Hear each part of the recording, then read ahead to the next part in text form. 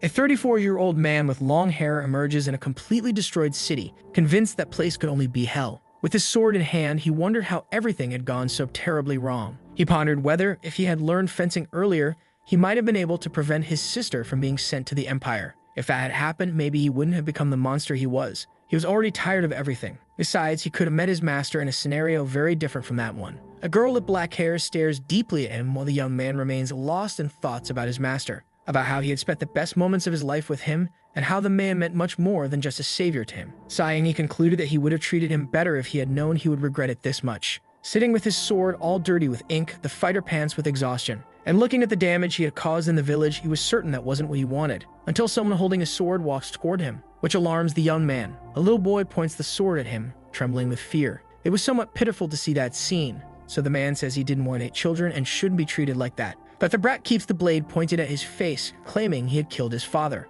For a moment, the young man seems regretful, but then he mocks the boy's feelings, which makes Jack even more upset, calling him a monster. Deep down, the man cared about what the kid was going to say, but monster was already a nickname he was used to. At that moment, he was more concerned about his body tingling and throbbing with pain. He felt a sharp pain and a sensation that his brain might melt at any moment, constantly sending signals to stop and just end everything. However, staring at the blonde boy, he knew he had to hold on a little longer, just a little longer. Then he asks, "A monster?" Following up by saying that he was the monster, since he had destroyed all the masters by himself and ended the great nation of the Tulkun Empire and the Imperial family. The man asks if the boy knew how many people he had already annihilated, leaving the child speechless. Smiling proudly, he claims to have destroyed more than hundreds of thousands, so it was kind of obvious he was a monster. His words managed to get into the little blonde's head, who trembles even more while trying to keep the sword raised. Seeing the boy like that reminded him of when he was a young monster himself, and he asks his name. But when the boy replies, Jack Stewart, the warrior's expression changes completely. He comments that, coincidentally, his name was also Jack. Bursting into laughter, he says he had taken down a lot of people,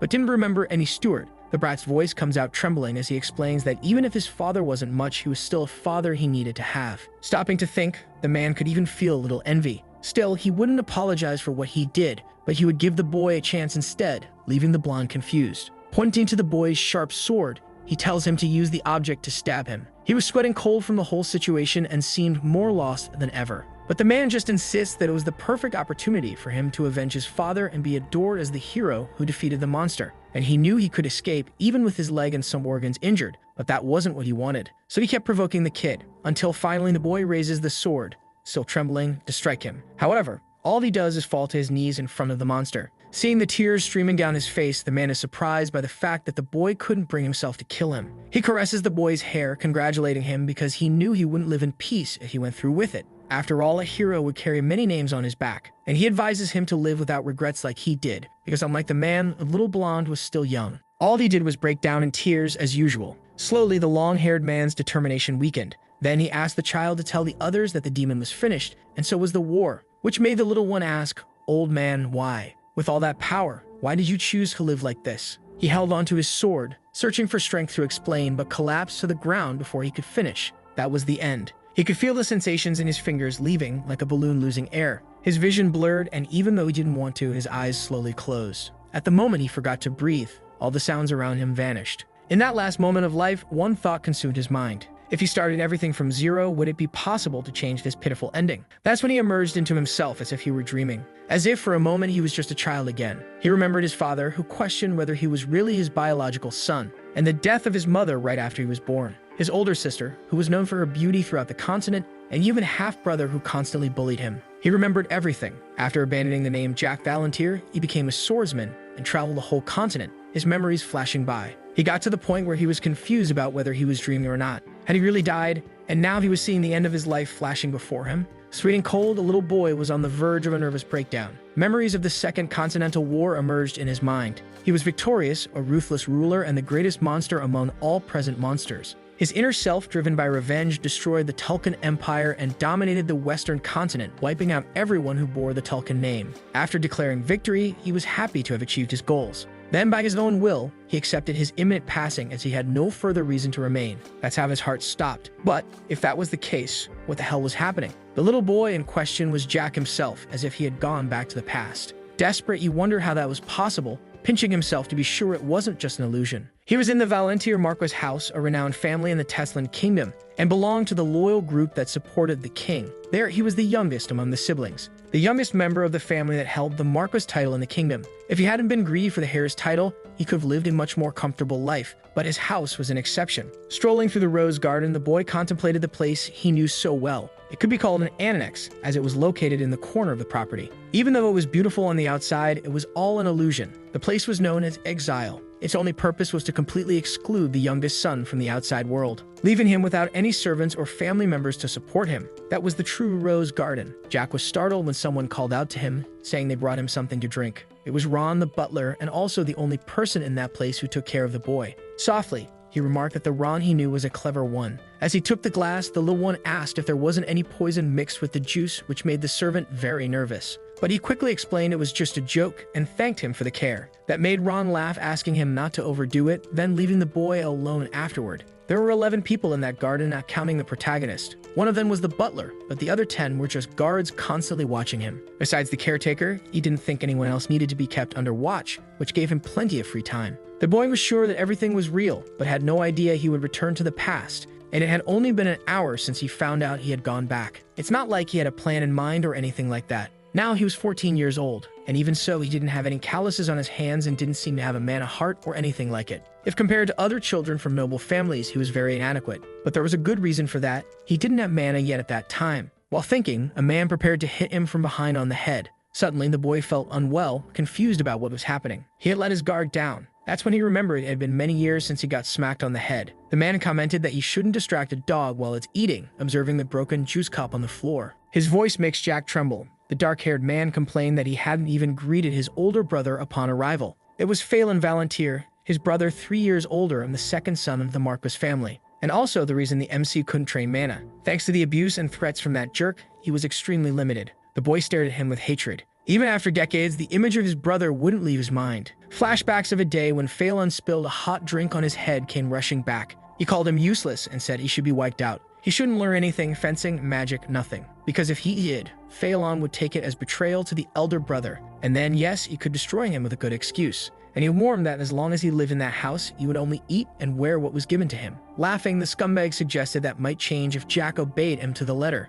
Maybe then he could consider calling him his younger brother once he became a Marquess. Jack was extremely weak when he was younger, and he acknowledged that. After all, everyone in the house saw him as inferior. That's why he was called the disgrace of the house. Of course, he only got that nickname inside. If it leaked out, it would be even more pathetic. A sad excuse for the third son of a Marquess family. The sound of laughter even from the plebeians in his family echoed between them. That's how everyone treated him, and the people who led to all of it were the second son of the family and Count Mantis. It was ridiculous how Phelan behaved, especially since their firstborn wasn't a man, but a woman. She was the only member of that family he could trust and also the only one who cared about the boy. Unfortunately, even being a year older than the middle brother, she couldn't become the family successor because she was a woman. She was just the beautiful firstborn of the family who couldn't inherit the title. She was practically born with her fate written by someone else. She would have a political marriage with a family their father liked and then live trapped in a mansion forever to continue the family lineage. Those were the circumstances at the moment Jack returned, and that guy in front of him was the one who most wanted to use the girl.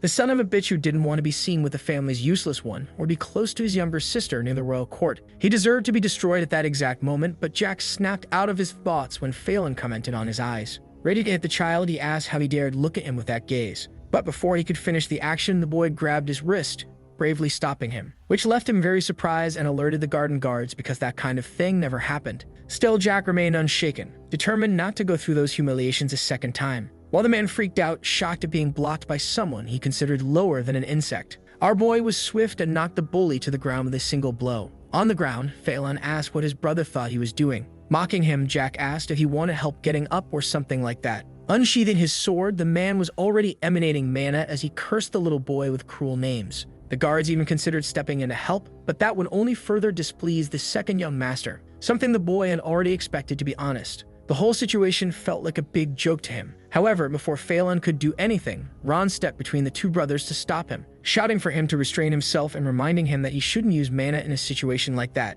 But the man didn't care, punching the servant in the face to get him out of the way. He didn't care about anything. Watching it all, Jack remembered that Ron was a man with many secrets. Pointing a finger in the boy's face, he roared, "You arrogant brat, I'll finish you and that servant together." But the MC wasn't shaken. On the contrary, he retorted that his brother talked too much, and asked if he wanted to fight with his mouth instead of his sword. When he finally drew the blade, Jack's eyes filled with hatred as he realized it wasn't just for show. Even without having trained yet and without Mana's help, he wasn't confident he would lose. So he charged at the man who looked tense at his attacks. His strength was at the third circle, and that was all he had. Even with that fancy sword, he was just a spoiled child. And considering his terrible technique, Jack doubted he could cut anyone. The protagonist wondered if he should just throw him to the ground already, but he didn't think that was enough. Smiling wickedly, he told Phelan that he needed a lesson to strengthen his mental power, making him nervous. The man didn't even know how to respond. Nothing came out of his mouth but random curses. When someone filled their body with mana like that, they were supposed to include the head too. Thinking that way, Jack shoved his hand into his brother's shameless face.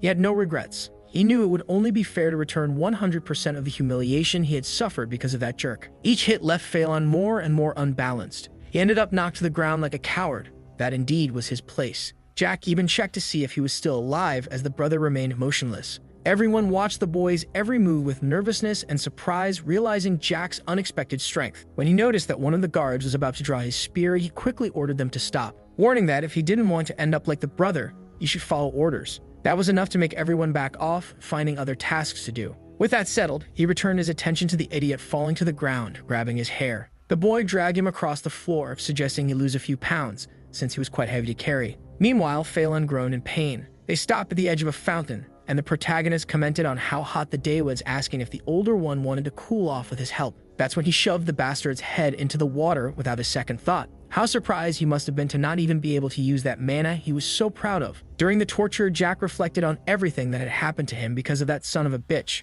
Shortly after his sister had married for the sake of the Empire, Phelan eliminated their own father with a drink, taking his place to commit all kinds of atrocities. And the result was clear. As he failed to accomplish anything, the Volunteer Marcus family vanished without a trace. Even with all that, the MC had no interest in avenging his family, but he became furious remembering that he had wasted his sister's sacrifice. She was a smart woman with a refined nature. He couldn't even begin to imagine what she felt when she arrived at the Empire. The girl had gone of her own will, the glory of her family, and she must have understood the circumstances of it all. Because the man who took her was the 4th Imperial Prince, known for every kind of disgusting thing. And he told her even at the altar that she wasn't even the official wife, ordering the girl only to lower her head, obey his commands, and smile. Since his sister loved her family, she endured every kind of mistreatment, nodding to everything. If Phelan and their late father had known how she ended up, things would have been different. But Jack preferred not to dwell on it, so he wouldn't explode with rage. The bastard called to him amid the drownings, begging for his pathetic life like an insect. But Jack was already used to that scene after so many years as a monster. It was the expression that everyone who fell into the fear of death constantly wore. So he asked him to think about everything he had done up to that point, all the bad things and insults thrown at the boy. But he probably didn't even remember, suggesting that he ought to help him remember. That's why he should experience it directly. Only then would he understand the value of family. The younger brother's words frightened Phelan. Getting no response, the boy raised his fist, demanding he speak up willingly or not. Finally, the man admitted he was wrong, begging him to stop the torture. However, the child only hesitated when a third person made the same request. Standing at the gazebo, Ron pleaded for him to end it. His request made the boy grumble softly. Then he smashed his brother's forehead on the edge of the fountain before tossing him to the ground. The boy called one of the guards, who was startled by his voice, and ordered him to get rid of that dead weight of a brother regardless of what his final fate would be. Even if he wasn't finished off for good, he wanted him taken away and out of there. The knight ran toward the young master, concerned about his condition. As Jack passed by Ron, the butler's gaze fell on him as if he couldn't believe he was capable of all that. It didn't take long for rumors about his actions to spread, which turned the mansion upside down. Phelan was carried into the mansion by 2 servants, frightening a lady with purple hair who fainted at the sight of the hair's condition. Now the great hair of the Marcus family was lying in bed with an open wound on his head and an irrational fear of water. In that situation, it was to be expected that things would be out of place. Even with all the chaos, Jack retreated to his room. He savored a slice of cake as if nothing had happened, being closely watched by Ron. The servants whispered throughout the house, wondering how the boy managed to defeat his older brother, someone who had reached the 3rd circle at 17. While the MC didn't even know the basics of magic or martial arts, he could have been hiding his strength. But why choose to reveal it at that exact moment? Phelan was to be named next week after his coming-of-age ceremony, which suggested the boy might have coveted the position. The commotion was so great that even his sister was worried about the situation. When the information reached the Lord's ears, he promptly requested the presence of the 3rd son, who continued enjoying his cake, complimenting the delicious taste of the butler who had baked it with such care, until a maid called the servant, informing him of something that caught him off guard. Tense, he informed the boy that the Lord had requested his presence in the main building. Then the boy stood up, dismissing the butler's accompaniment, since he was no baby anymore. As an obedient servant, the blonde obeyed the order of his young master, asking only that he be careful. The palace was immense, and walking that far made him feel watched. It was strange, since it had been a long time since he had been ignored like that. Even if he didn't care how people saw him, he wished it would be over quickly. Upon arriving at the door, the guards immediately blocked his way. They were treating him as if he were invisible. Even though he thought it was absurd, the boy tried to get the guards' attention politely, but he had no success. He squeaked his foot under the legs of the two, asking if they couldn't see or hear him, while everyone watched the scene not so discreetly. If it were the Jack from the past, he would have left after seeing the disgusted look on the knight's face, but he wouldn't do that this time. Smiling, he told them to stop making that dumb face before he smashed them. That yes provoked a reaction from the guard, who wanted to make sure he had heard right. Then the boy kicked the bastard's knee, making him fall to the ground, and said he wouldn't ask twice. He explained that he had been summoned by the Lord, so he wanted to know why they weren't letting him in. The response came out in a trembling voice as the man said he couldn't say, which led him to conclude he had been made to wait out there for nothing. They probably expected a scene where they would say Jack wasn't worthy of being there and would only be allowed in after repenting, but the boy turned his back on the servant.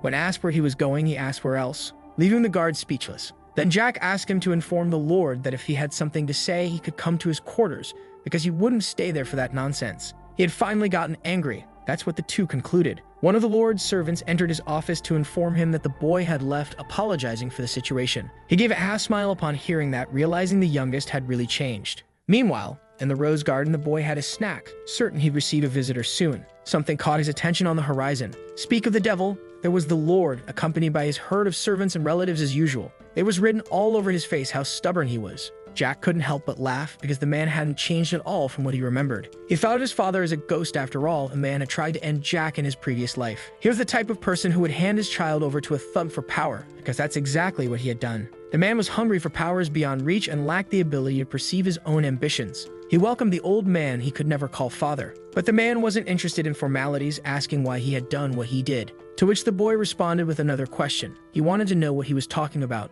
That sparked anger in the purple-haired lady, who screamed, asking how he dared speak like that to the Lord. Either way, Jack suggested they go inside to talk more comfortably, though they could stay out here if they preferred. Then, an absurd amount of mana poured out of the old man, who seemed to be checking whether the boy had secretly formed a mana heart. Concluding that wasn't the case, he commented that the boy had a knack for martial arts, and asked why he had hidden it until now. Although the real answer was, "You wouldn't believe me if I said I went back in time," all Jack said was that he didn't want to. The young woman starts barking again, calling him insolent and a mere son of a commoner. However, she goes silent when the Lord commands it, as he wanted to comment that the boy wasn't entirely useless, as he once thought. This sparks the protagonist's anger, who questions whether he wouldn't be his son if he were useless. He is asked if he wants the Marquis to recognize him as his son, but Jack isn't interested in such things right now. The old man turns around, saying he understood the youngest, and walks away. Jack watches them all leave. He doesn't understand why he came to meet him, only to leave without even getting slightly angry. Remembering his stepmother, the MC throws shade, saying that after what happened to her son,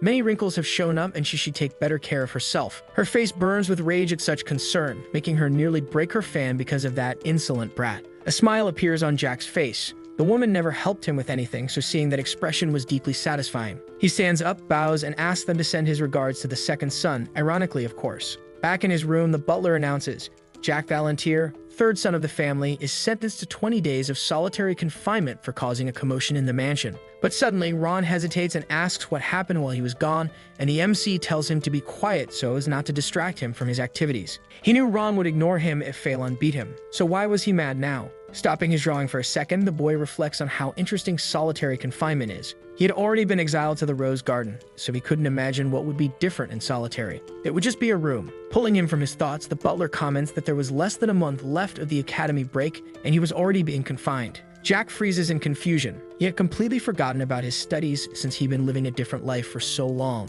Now he's 14 years old, which means he must attend the Imperial Academy. All aristocrats of the Teslan Empire must study there. If you're not disabled, attendance is physically mandatory every day. It's 4 years of study, starting at age 14, so Jack was still in his first year. The first semester had ended, so summer break had begun. It was strange to think of himself as a student again. His master is directly connected to the academy. He could skip any class except hers. That's why he wouldn't waste any more time arguing with his father over nonsense. Thinking rationally, his only option was to go study. There were still 27 days left of vacation. 20 would be spent in prison and 6 days traveling from there to the school. In other words, he'd be sent to study immediately after prison. Even though it was his past, it was hard for him to understand himself. With a tired look, Ron asked if the young master had finished painting. Jack stood from his chair, touched the easel, and asked where his confinement would be. The servant's silence quickly irritated the MC, and he repeated the question. Then the blonde explained that there was only one place for the condemned, the prison for criminals who had committed offenses within the Marquis domain. Jack was stunned.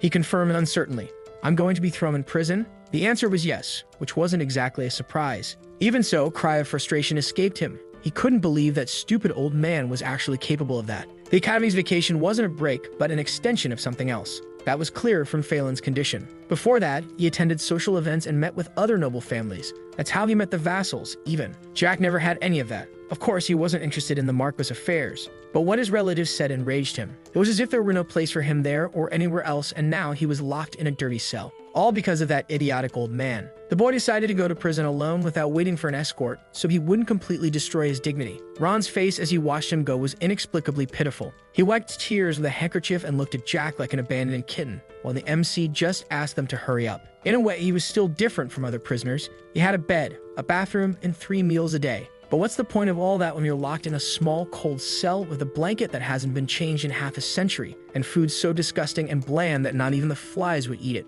Our boy crosses his arms. There's way too much time to think in tired days, and that's too much for a teenager. Aristocrats with land could punish residents however they pleased using local laws instead of imperial ones. In fact, within their territories, they had the same rights as the ruler of the empire. Jack might have been imprisoned by order of the Marquis, but he was still the son, and therefore an aristocrat. It wasn't like he had instigated a rebellion or anything, but the Lord decided to imprison his own son anyway. He wondered how his father would cover up this incident on behalf of the second son. He could claim Jack used poison or some other forbidden artifact, but that would be a bit excessive. Surely the Marquis had already created a good story to justify Flayn's condition. Something like, Jack Galantier, the disgrace of the house, learned forbidden magic out of greed. Then your second son, Flayn, who discovered this, tried to correct his younger brother. But the boy was too stubborn. Worsening the situation, Jack used forbidden magic on his brother to silence him. Even while suffering, the Hare had the nobility to forgive his stupid younger brother. That scenario was probably already playing in the minds of the Marquis and the Marquesa.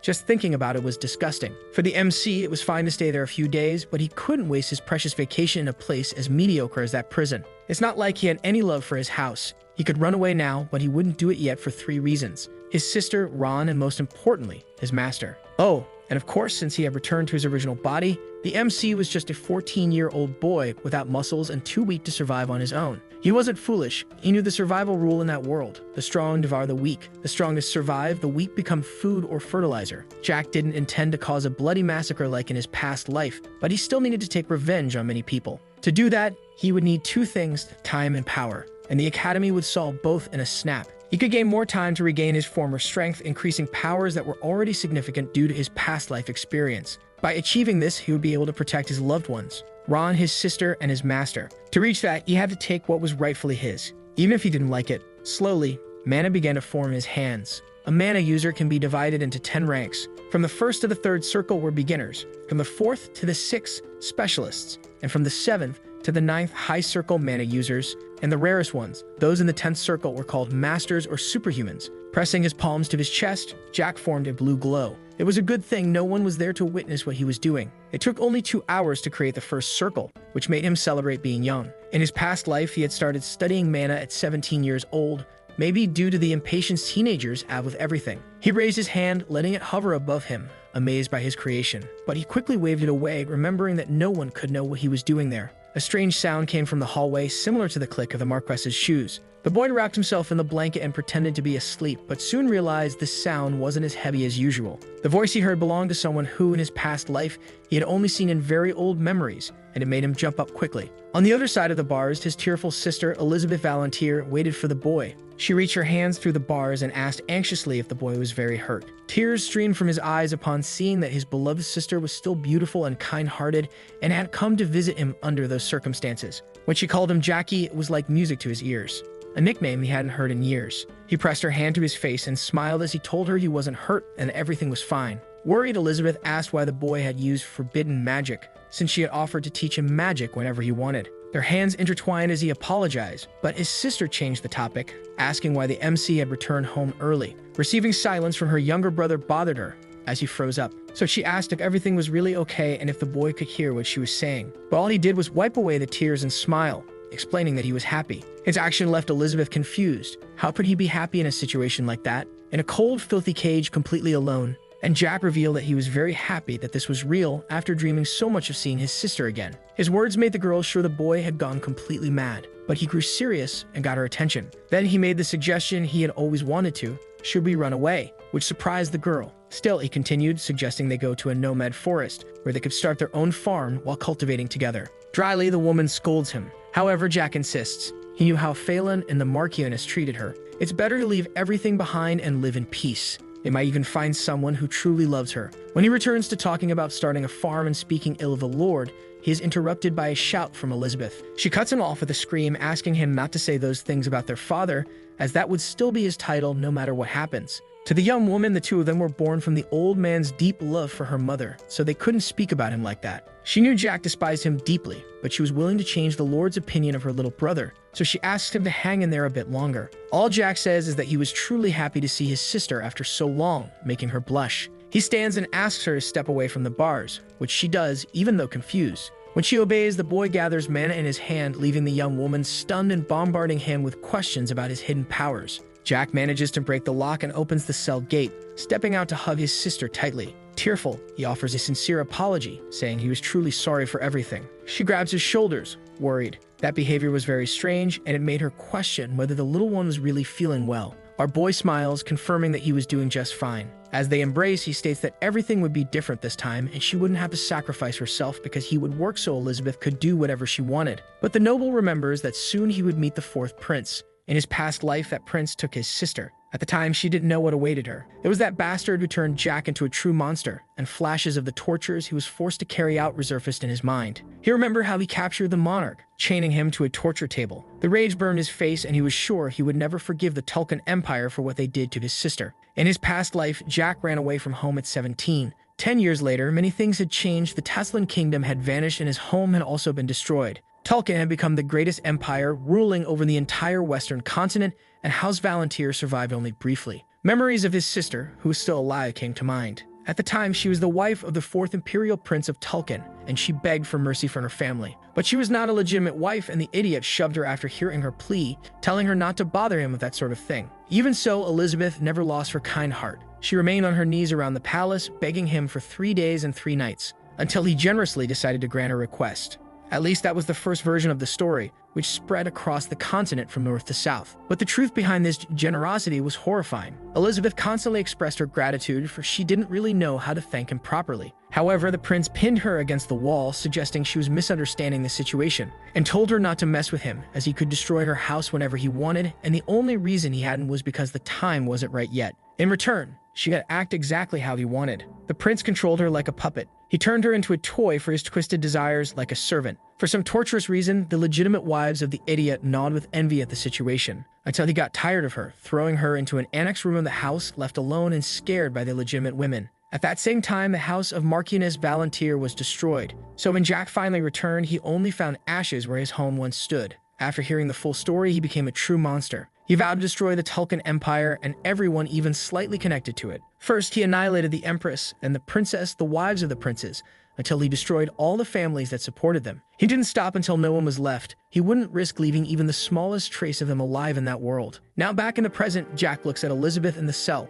certain that he wouldn't let that happen again. But the girl had no idea about any of this, only worried about her little brother, asking him to take care while she spoke with her father, to which he responds with a nod, assuring her he would take care. This time he would do whatever was necessary. She leaves, but her thoughts are troubled. Her little brother had changed a lot. Usually he didn't do anything wrong and avoided others. Now there was a confidence in him she had never seen before, a new opportunity. And the magic he used was impressive. Even as a sixth circle user, she couldn't sense any traces of dark magic. However, her father possessed the seventh circle, which indicated that something was very wrong for him not to notice his son's power. Elizabeth enters her father's chambers, finding him drinking tea, and asks him to release Jack, as he had not learned forbidden magic. She thought that kind of magic was just a legend, so there was no way a little boy who knew nothing could access it. His imprisonment must have been a facade to avoid revealing it to the public. She argues that Jack had no interest in the heir title, and her words provoke the Lord. And the girl continues, stating that it wasn't just a punishment for her brother, but a warning to herself. Her words catch him off guard. He didn't expect his daughter to be so clever.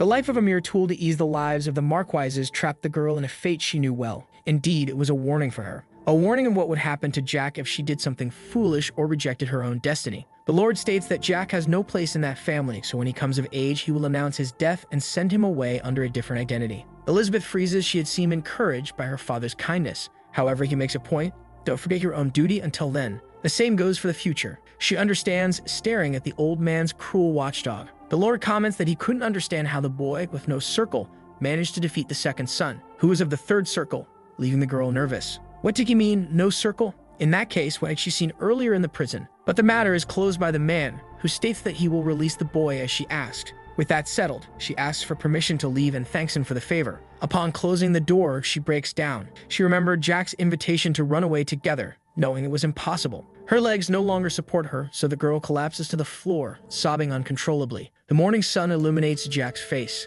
The night was full of dreams about events from his past life. Maybe it was because of the new room he slept in. However, he can't reflect much as he sees a guard opening his cell to announce that he was being released. Jack stands up, sarcastically commenting that he was starting to like the new room. The guard holds his clothes, prompting the boy to thank him for the kindness. However, when refusing to return his shoes, the servant claims there were no shoes available for him. The attitude makes the MC lose his patience, yelling at the guard, asking if he thought they were friends or something. He hesitates, trying to make amends, but it's too late as Jack already concentrates a large amount of mana in his fist. Then the child attacks mercilessly to teach his servant a lesson. Sometime later, the boy gets dressed to return to the palace, and he is received by Ron, always cheerful, who runs toward him as soon as he sees him in the garden. His eyes are full of genuine concern as he inspects the young master for injuries. Noticing the ink stains on his clothes, he becomes even more worried, but the boy tells him to relax as it wasn't his blood. However, his gaze soon shifts to the guards patrolling the property in greater numbers than usual, and the butler explains that 10-foot soldiers and a squire from the Order of the Iron Blood Knights were assigned to the Marquises.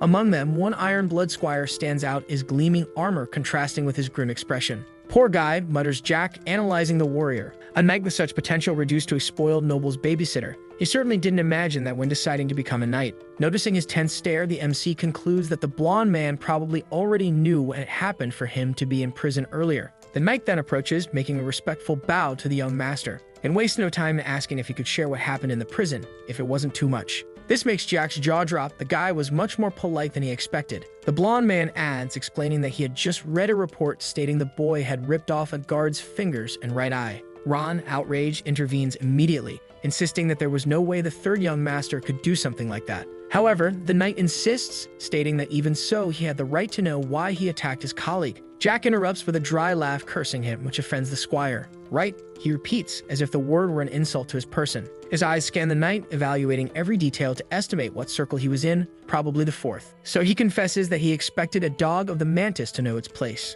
The blonde man retorts, complaining that his words were too harsh, but the boy doesn't understand what's so harsh about calling someone a dog, and Ron scolds him. Already irritated, Jack explains that the only function he had there was to stay nearby and keep watch over him. He could do all sorts of things, even cleaning by himself, using all the time he needed, but he shouldn't talk to the MC about rights. And since he knew if he wanted to become a knight, he suggests that he stay in his place and pray not to cause any trouble. The knight lowers his head in submission, asking the boy for forgiveness. The bow brings a smile to the boy's face, who celebrates his new well-trained dog. Satisfied, he turns his back, ending the conversation and telling the squire to report what he concludes after resolving all that mess. And if he had any complaints, he should speak directly with the Marquis. Additionally, he adds that his new nickname would be Chick, and he should come running when Jack called him that. Finally, he and Ron head back into the palace, leaving the Chick there in complete silence. Hearing a growl in his stomach, protagonist tells the butler he really wanted to eat some meat if possible. Therefore, the servant affirms that he will fulfill his wishes immediately. An incredible meal is prepared just for the boy, filling the MC's belly, making him praise Ron's talent in the kitchen. Noticing the tension on the man's face, Jack asks him to say what he wants to say and stop staring at him like that. But Ron still hesitates. The boy offers some meat to the blonde man, suggesting they eat together innocently. However, the butler can't accept, questioning how he would dare share a meal with the young master, who tells him to sit down already and stop at the speech because there was something they needed to discuss. So the man yields, sitting at the table with the young master. Straight to the point, the MC asks about his sister's condition, to which the servant responds by saying Elizabeth was the same as always. His eyes shine like those of a defenseless child, even though his words are sharp as he makes sure Ron wasn't an idiot. and that, of all the people there, he should know very well how much his sister was suffering, making the man tremble. Still, he continued the narrative that he wasn't aware of anything being interrupted by the boy. He repeats the compliments about the taste of the food, recalling that he could eat without worries during childhood thanks to the butler, who always checked if there was poison in any of the ingredients. The fact that he knew this is surprising to the butler, but the MC wasn't done yet. Another good reason was that the man was an immense circle mage. Once again, he is caught off guard by the things the protagonist knew. Then the boy continues, "As someone who stayed by my mother's side, you must know. But I don't know what my biological mother was like since she died when I was born." However, seeing how everyone commented on the similarities between her and Elizabeth, Jack concludes that she must have been a very good person. That's what he truly believed. The boy confirms that Ron protected his mother from the shadows and her escort was an immense circle mage. If this were a novel, the boy would have thrown the book away due to the lack of realism. But this was reality. He remembers when he ran away from home in his past life, accompanied by the butler while being pursued by people sent by his father. The rain that night was intense, making everything even more tense. Those pursuers were probably members of the Iron Blood Knights Order, just like the chick from earlier. The Marquis had sent them to eliminate his own son. At the time, the captain was a ninth circle swordsman, and Ron sacrificed himself to protect the protagonist, emanating an absurd amount of mana against the pursuer. Jack explains that when that happened, he feared the man after learning that he was the ninth circle mage who had accompanied his mother. But he knew the woman wasn't exactly a commoner, something the Marquis didn't know, perhaps not even the butler knew. In that case, the boy concludes that he'll continue living without knowing, since the kind of person the servant was in the present was all that mattered. After that whole spiel, the man asks what the young master wanted from him, and he explains that he only trusted him and his sister, so he wanted him to protect her. His request is strange since Elizabeth had reached the sixth circle at only 18 years old, which meant she was very capable of protecting herself. However, Jack counters, saying that she was very kind and the type of person who didn't mind making many sacrifices. But a life of sacrifice wasn't ideal for the girl, it was ideal for the Marquis. He informs that he will go to the academy early the next day and won't return unless something very serious happens. He would stay at the institution for 4 years and needed someone to stay with his sister during that time. After that, Ron could do whatever he wanted with his life. Downcast, the man asks what he meant by his life. Jack explains that he wasn't referring to the life he led hiding behind him, but to discovering what he truly wanted to do. However, the servant becomes curious about why he would spend exactly 4 years at the academy, and the boy says that only after that would he be able to protect Elizabeth by himself. When asked from whom he would need to protect the girl, the MC is interrupted by a third person entering the room. Even in such an important moment, he couldn't simply send the person away. It was the chick announcing that he would deliver his report. The guard had already received first aid and was being sent for treatment. Hearing that, he pretends to care, which only encourages the blonde man to whine more, saying the guy had accidentally cut his fingers while training and then dropped the dagger, which pierced his eye. At the end, the MC congratulates him on the good work, asking if the Marquis' little dog wanted a bone, which the man refuses. He calls him Chick, being corrected by James Canta, who finally says his name, but the boy didn't care at all, and says he wanted to learn fencing, so he needed a real sword and a wooden one. However, the squire refuses with all the pride of a knight, stating he wasn't a messenger boy. Jack calls him Chick again before asking if he didn't like him. Smiling, he explains that this was the perfect chance to beat him up. His words make Ron jump from his seat, while James asks if he was serious, receiving a yes as an answer. The rascal even shows his teenage hands, arguing that they had never held a sword before, so the man could hit him as much as he wanted in a duel. To make sure he heard right, the squire asks if the boy wanted him to be his fencing teacher. But Jack bursts out laughing, commenting that this was the third funniest thing he'd ever heard, and tells him to fetch the swords already. When James leaves, the butler asks if the boy would be okay fighting an opponent of the fourth circle, but that doesn't seem to bother the MC. He was worried he might get hurt, but his confidence was so great that he proposed a bet. Ron considers the possibility carefully, and suggests betting on how many hits Jack would take instead of betting on who would win or lose, which seems like a good idea to the young man, who asks what they would wager. Even though he showed confidence, Ron insists on reminding him that the squire was in a completely different league, making sure he would really go through with it. He didn't trust his skills one bit. In that case, the MC suggests the butler would win the bet if he took even one hit from the chick. His offer surprises him.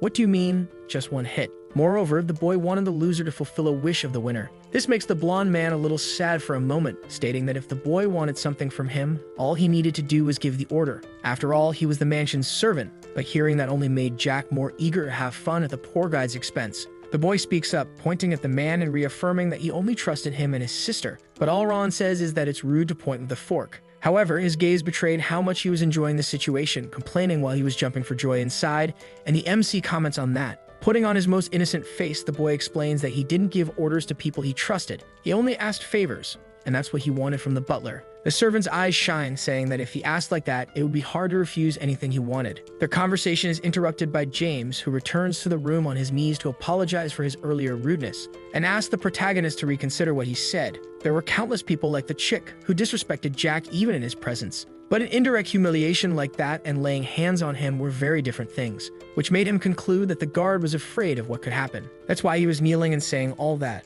The boy asks if he wanted to go somewhere the two of them wouldn't be watched, confusing him. With an air of superiority, he suggests that the squire was afraid of losing to a teenager. His expression changes upon hearing that, and he turns his head in denial, but the boy insists. "So you're sure you're going to beat me up, huh?" he says while observing the blonde's attentive face, which said it all. Of course he was sure. Even in his silence, Jack asks Ron if he knew a place where they could train alone, shocking the servant. He couldn't lie to his master, so he reveals the perfect place for that. It was a hidden basement at the back of the mansion. The place was filled with neatly organized weapons and training equipment. Upon arriving, Jack asks if the butler trained in that space, which he denies, explaining that his mother had prepared the room for her two sons. This makes the young man ask why he didn't know about it in that case, and the servant says it was because he didn't train, which made sense. Thinking about it, even if it hadn't been used before, everything was shining. Someone probably cleaned the place regularly. Smiling at the butler, Jack thanks him for taking care of the room, and the man also seems pleased with his own work. Finally, his attention turns to the chick, who trembles at being called, and extends his hand to ask for the wooden sword. Even though the blonde was hesitant, the boy pressured him without stopping.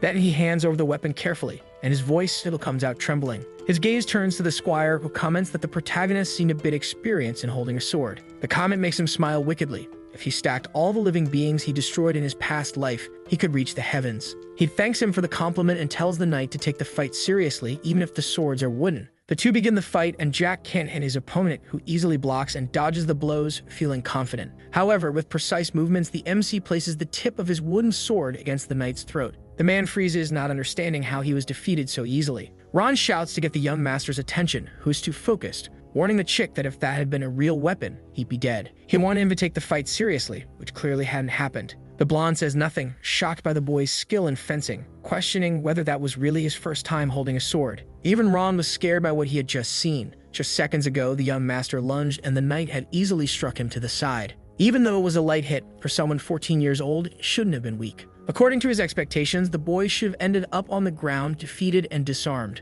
But instead, the brat moved with perfect form, perfect attacks and dodges. If it had been a real blade, James wouldn't have stood a chance. He didn't know what had happened to Jack. Beyond fencing, he had never held a sword before. Could he be some kind of sword genius or something? No, even a genius wouldn't be that skilled. While lost in thought, the teenager confirms that the squire was in his 20s, and he replies that he was 23, prompting the MC to ask when he started training with Manhwa. It was at 18. The news makes him smile like a maniac, faking excitement as he asks if the blonde reached the 4th circle in 5 years. That was quite talented, considering how late he had started. Observing his internal mana, he concludes that the squire could easily reach the 8th circle, which would open many doors for his position in the guard. Without saying another word, the boy drops the wooden sword to the ground and asks James questions. He grabs a real blade this time, thinking how funny it was to waste such talent on being a babysitter. Then he says he was starting to like the guy. Seeing the blade in his hand, the adult warns him he could get hurt, something Jack strongly disagreed with. This makes him burst out laughing, until he takes on a serious posture like a psychopath, and explains that there's a clear difference between arrogance and confidence, asking if he believed what had just happened was just a lucky coincidence. The blonde is left speechless, even as he feels his blood boil. "That's why you're just a chick. This time you come to me," Jack says, calling the man to the second round. By this point, the man is already grinding his teeth in anger, doesn't hesitate to charge. His reaction only made it clear how weak he was to fall for such a provocation. Once again, James loses his sword and his chin meets the tip of the young master's blade, who smiles sweetly, saying that apparently it was his second loss of the day. He couldn't understand how the brat did that, angrily demanding an explanation. But he just plays dumb, explaining that he had merely changed the direction of the sword at the moment their blades crossed. Still, the man insists on knowing exactly how he did that. Showing off, Jack claims it was an advanced technique and asks if he wanted to see it again. Despite feeling less and less confident, the knight grabs a real sword so they can battle again. Meanwhile, the protagonist confirms with Ron that he had won the bet, and he nods, asking the master to tell him what he must do. Our boy explains that his request was the same as earlier, protect Elizabeth, and he wanted to be sure the servant could actually do it. The man freezes but confirms that he would risk his own life to make it happen. Back to the chick, the man says this time would be different, making Jack prepare with the sword while channeling mana, since the opponent had mana too. Still, the blonde insists he go all out. On the first strike, James is blocked instantly. The young man's mana penetrates his skin, causing intense pain that brings him to the ground. With the man on the floor, Jack makes a point of stepping on his chest to observe his frightened face. Even without much strength left, he asks how a first circle like the MC could have so much power. It was a reasonable confusion since a mere first circle had defeated him, but the explanation was simple. Instead of the usual means of evenly distributing mana throughout the body to enhance general physical abilities, our boy focused on one region. Ignoring the question, Jack asks if the squire really wanted to become an official knight, but the man doesn't understand. Wasn't he already official? Trying to understand, the man asks what exactly the boy meant. Then Jack makes an unexpected proposal. He wanted the blonde to become a loyal hunting dog. James seems offended by the offer, but the MC insists, stating that if he became a dog that only followed his orders, he'd have a much better life than as an official knight. The knight hesitates, clearly torn between duty and curiosity, so he asks what he would gain if he accepted the position. Disappointing Jack, who grumbles that he wasn't even interested in knowing what he'd have to do. Trying to overlook the blonde's awful personality, the MC assures him he'd have power and authority if that's what he wanted. Now, regarding his duties, it was all very simple. He just had to eliminate anyone who stood in his master's way and cause harm. The boy's cold explanation leaves both James and Ron in shock, and the first thing the knight asks is who he would have to annihilate. Jack says the target was obvious, referring to Phelan, who was still bedridden. However, he gave him a day to think about the proposal. After the training, the young man was in his room with Ron, and the servant couldn't help but ask if he wasn't being a bit reckless in trusting James. But he disagreed, prompting the man to warn that what was said earlier could reach the Marchioness's ears. The boy laughs, only to be quickly scolded, since the Marchioness seemed to be just waiting for a chance. If she found out that Jack was leaving the next day for the academy, she wouldn't let it happen and might try to get rid of him. Even with all that, the MC is unconcerned. He knew that she might even want to hurt him, but she wouldn't. Since the incident with Phelan, his older brother had been afraid of water. The woman was waiting for her chance, but she was too busy. He had to keep his eyes open for her and the Lord, conditioning Elizabeth into submission. In such a delicate situation, it was impossible for her to finish him off. Ron seems conflicted, as he keeps insisting on knowing whether the boy was really sure about that. Jack replies by asking if he really thought the Marquis would let the woman do such a thing. He couldn't go anywhere other than the academy, so how could she possibly destroy him? She'd probably stop after causing a fracture or two. Besides, a mere Marchioness wouldn't be capable of such a feat. So many superior creatures had tried before, and even they failed. It was almost funny how out of touch it was. With the matter closed, Jack thanks the servant for the massage, and Ron, tired of arguing, simply says, "You're welcome." The little one gets his attention and says his day would only come when he wanted it to, worrying the servant, who asks if he was planning to swipe up to leave. He laughs, saying that in a way, yes, but Ron doesn't find it funny at all. Jack tells him to follow him secretly if he's really curious about what will happen the next day, which catches the servant by surprise. He thought he would accompany the young master, but there was no chance of that happening. So much so that he makes the butler promise not to be seen. Before leaving the room, Jack informs him that he will be forming the second circle in his room,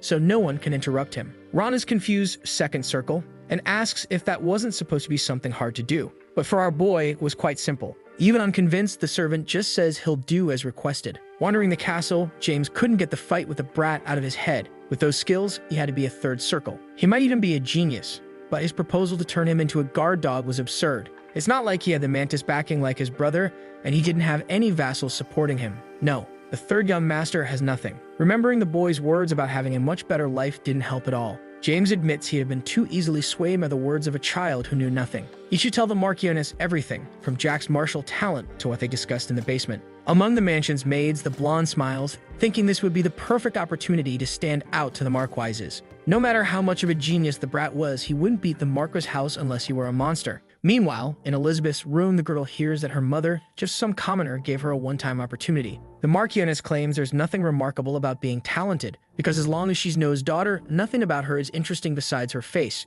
She remains silent, clearly hurt by the woman's harsh words. Offering a glass of wine, the woman comments that the girl was such a sweetheart, asking her not to be shy about accepting the drink. Elizabeth immediately refuses, explaining that she can't drink in front of the Marchioness. Shrugging, the witch downs her glass in one gulp and keeps talking, saying the son of Duke Malone and of Assemble seemed interested in her. But she quickly interrupts herself and corrects. The middle son definitely wouldn't be good for her. The Marchioness states that she'll find a much better match, and in the meantime, the girl should take very good care of herself and behave. Suddenly, she asks if Elizabeth is interested in someone, something the girl quickly denies. That makes the lady smile with satisfaction, explaining that if there were someone, he would have to disappear without a trace. Then she starts rambling about her younger brother because it seemed like he was thinking of something quite interesting. The mention of Jack unsettles the girl, who doesn't understand what her stepmother is talking about. She knows about Jack's conversation with the knight and says that her brother tried to recruit the knight to his side. But she didn't expect James had been supported by her second son for a long time. Elizabeth shrinks in her chair upon hearing those words,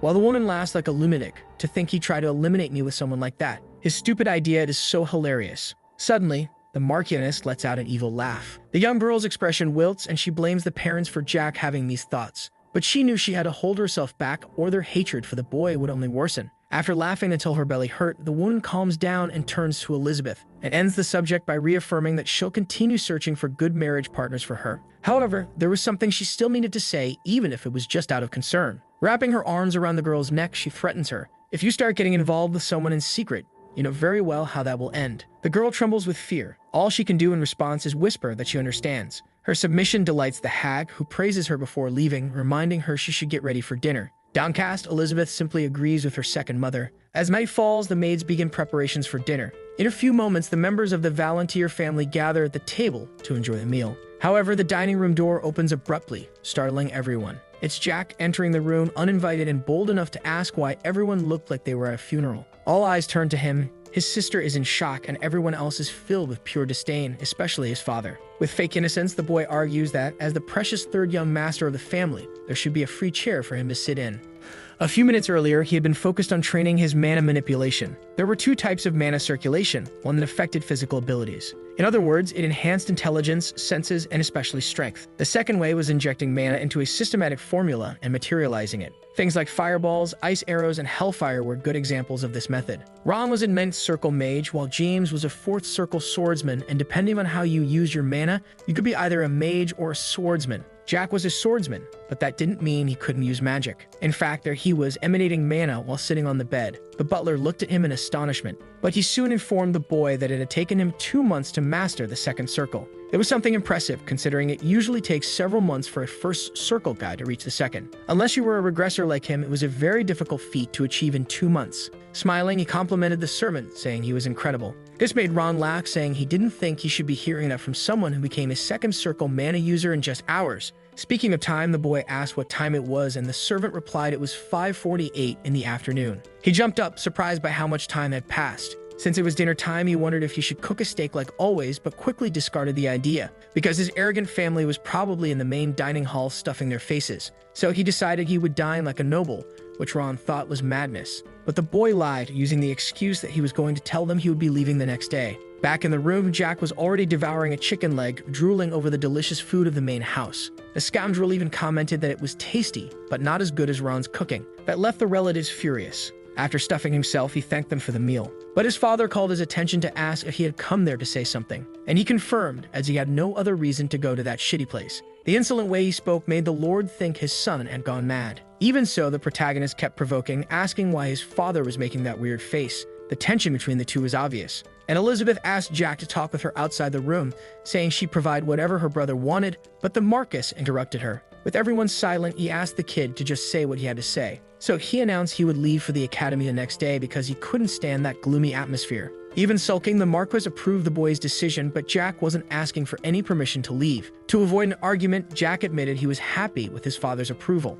With that out of the way, the MC felt comfortable enough to ask about his brother, who trembled when addressed. Holding his wine, he commented that he had heard Phelan couldn't even drink due to the water phobia he had developed, must be dying of thirst. And even though he was a brother who used to beat him when bored, the MC still considered him family. Maliciously, he poured the wine on the dinner table, saying that since it wasn't water, he should take a sip. Phelan freaked out at his brother's gesture, nearly falling out of his chair, and the Marchioness couldn't contain her anger, screaming that the boy was insolent and asking how he had the nerve to do such things. But Jack turned his back, stating that he had said what he wanted to say. To him, the woman's voice was like a barking dog. He left the room under a heavy silence, knowing his words would echo through that mansion for a long time. Full of hatred, the Marchioness assured the other family members that she would not let that disrespect slide, and the boy mocked her, saying he'd be waiting for it. The hysterical screams of the lady could still be heard from the other side of the door, cursing, determined to end that child. In the hallways, the maids whispered among themselves, trying to make sense of what they had just witnessed, but they tried to focus on cleaning the wine-stained tablecloth. Unlike the Marchioness's words, nothing unusual happened that night except for being scolded by Elizabeth. On the morning of his departure, Jack wondered how the preparations for the event could be so simple.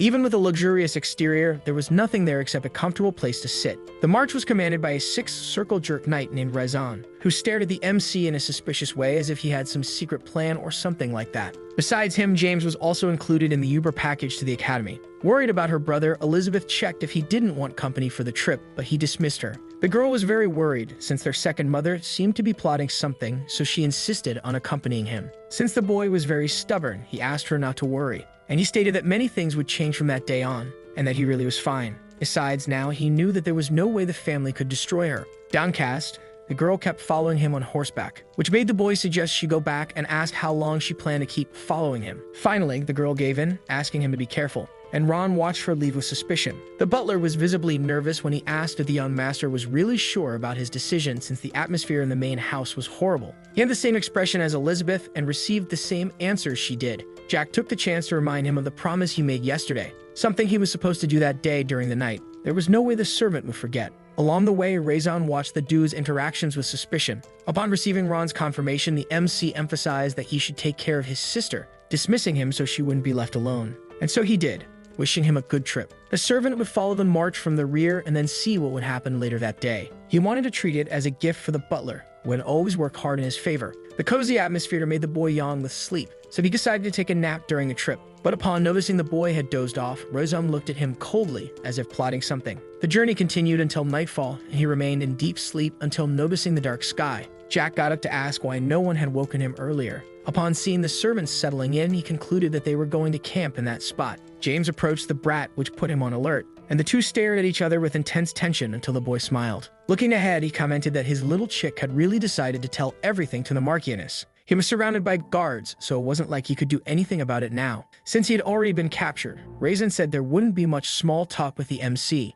but the brat told him to at least try a little because he would listen attentively. The silver-haired man seemed pleased to reveal that during the 4 days they would spend taking him to the academy, they would camp at night. However, Jack didn't see anything wrong with that isolated fact, until the man looked at him with a psychopath's gaze and said they would grind his bones into dust every night and give him a healing potion at the end of each one. When the explanation ended, the boy didn't seem surprised or scared and asked him to continue. Reborn explained that the Marchioness had ordered something else. The boy had created a mana circle and everyone there knew it by now, so the woman ordered him to destroy it, which put a smile on the bastard's face. That indeed caught his attention. Breaking a mana circle was like a death sentence. Even if it was possible to recreate the broken circle, the chance of regenerating mana was 1 in 1,000. As if that weren't enough, you could spend the rest of your life unable to walk due to the shock of having your circle destroyed. The bastard continued, saying he had already heard everything from James. Apparently, Jack didn't just have talent for mana, but with the sword as well. And he added that it might be impressive for other people, but in his case, it wouldn't matter, because the boy wouldn't change anything with just talent.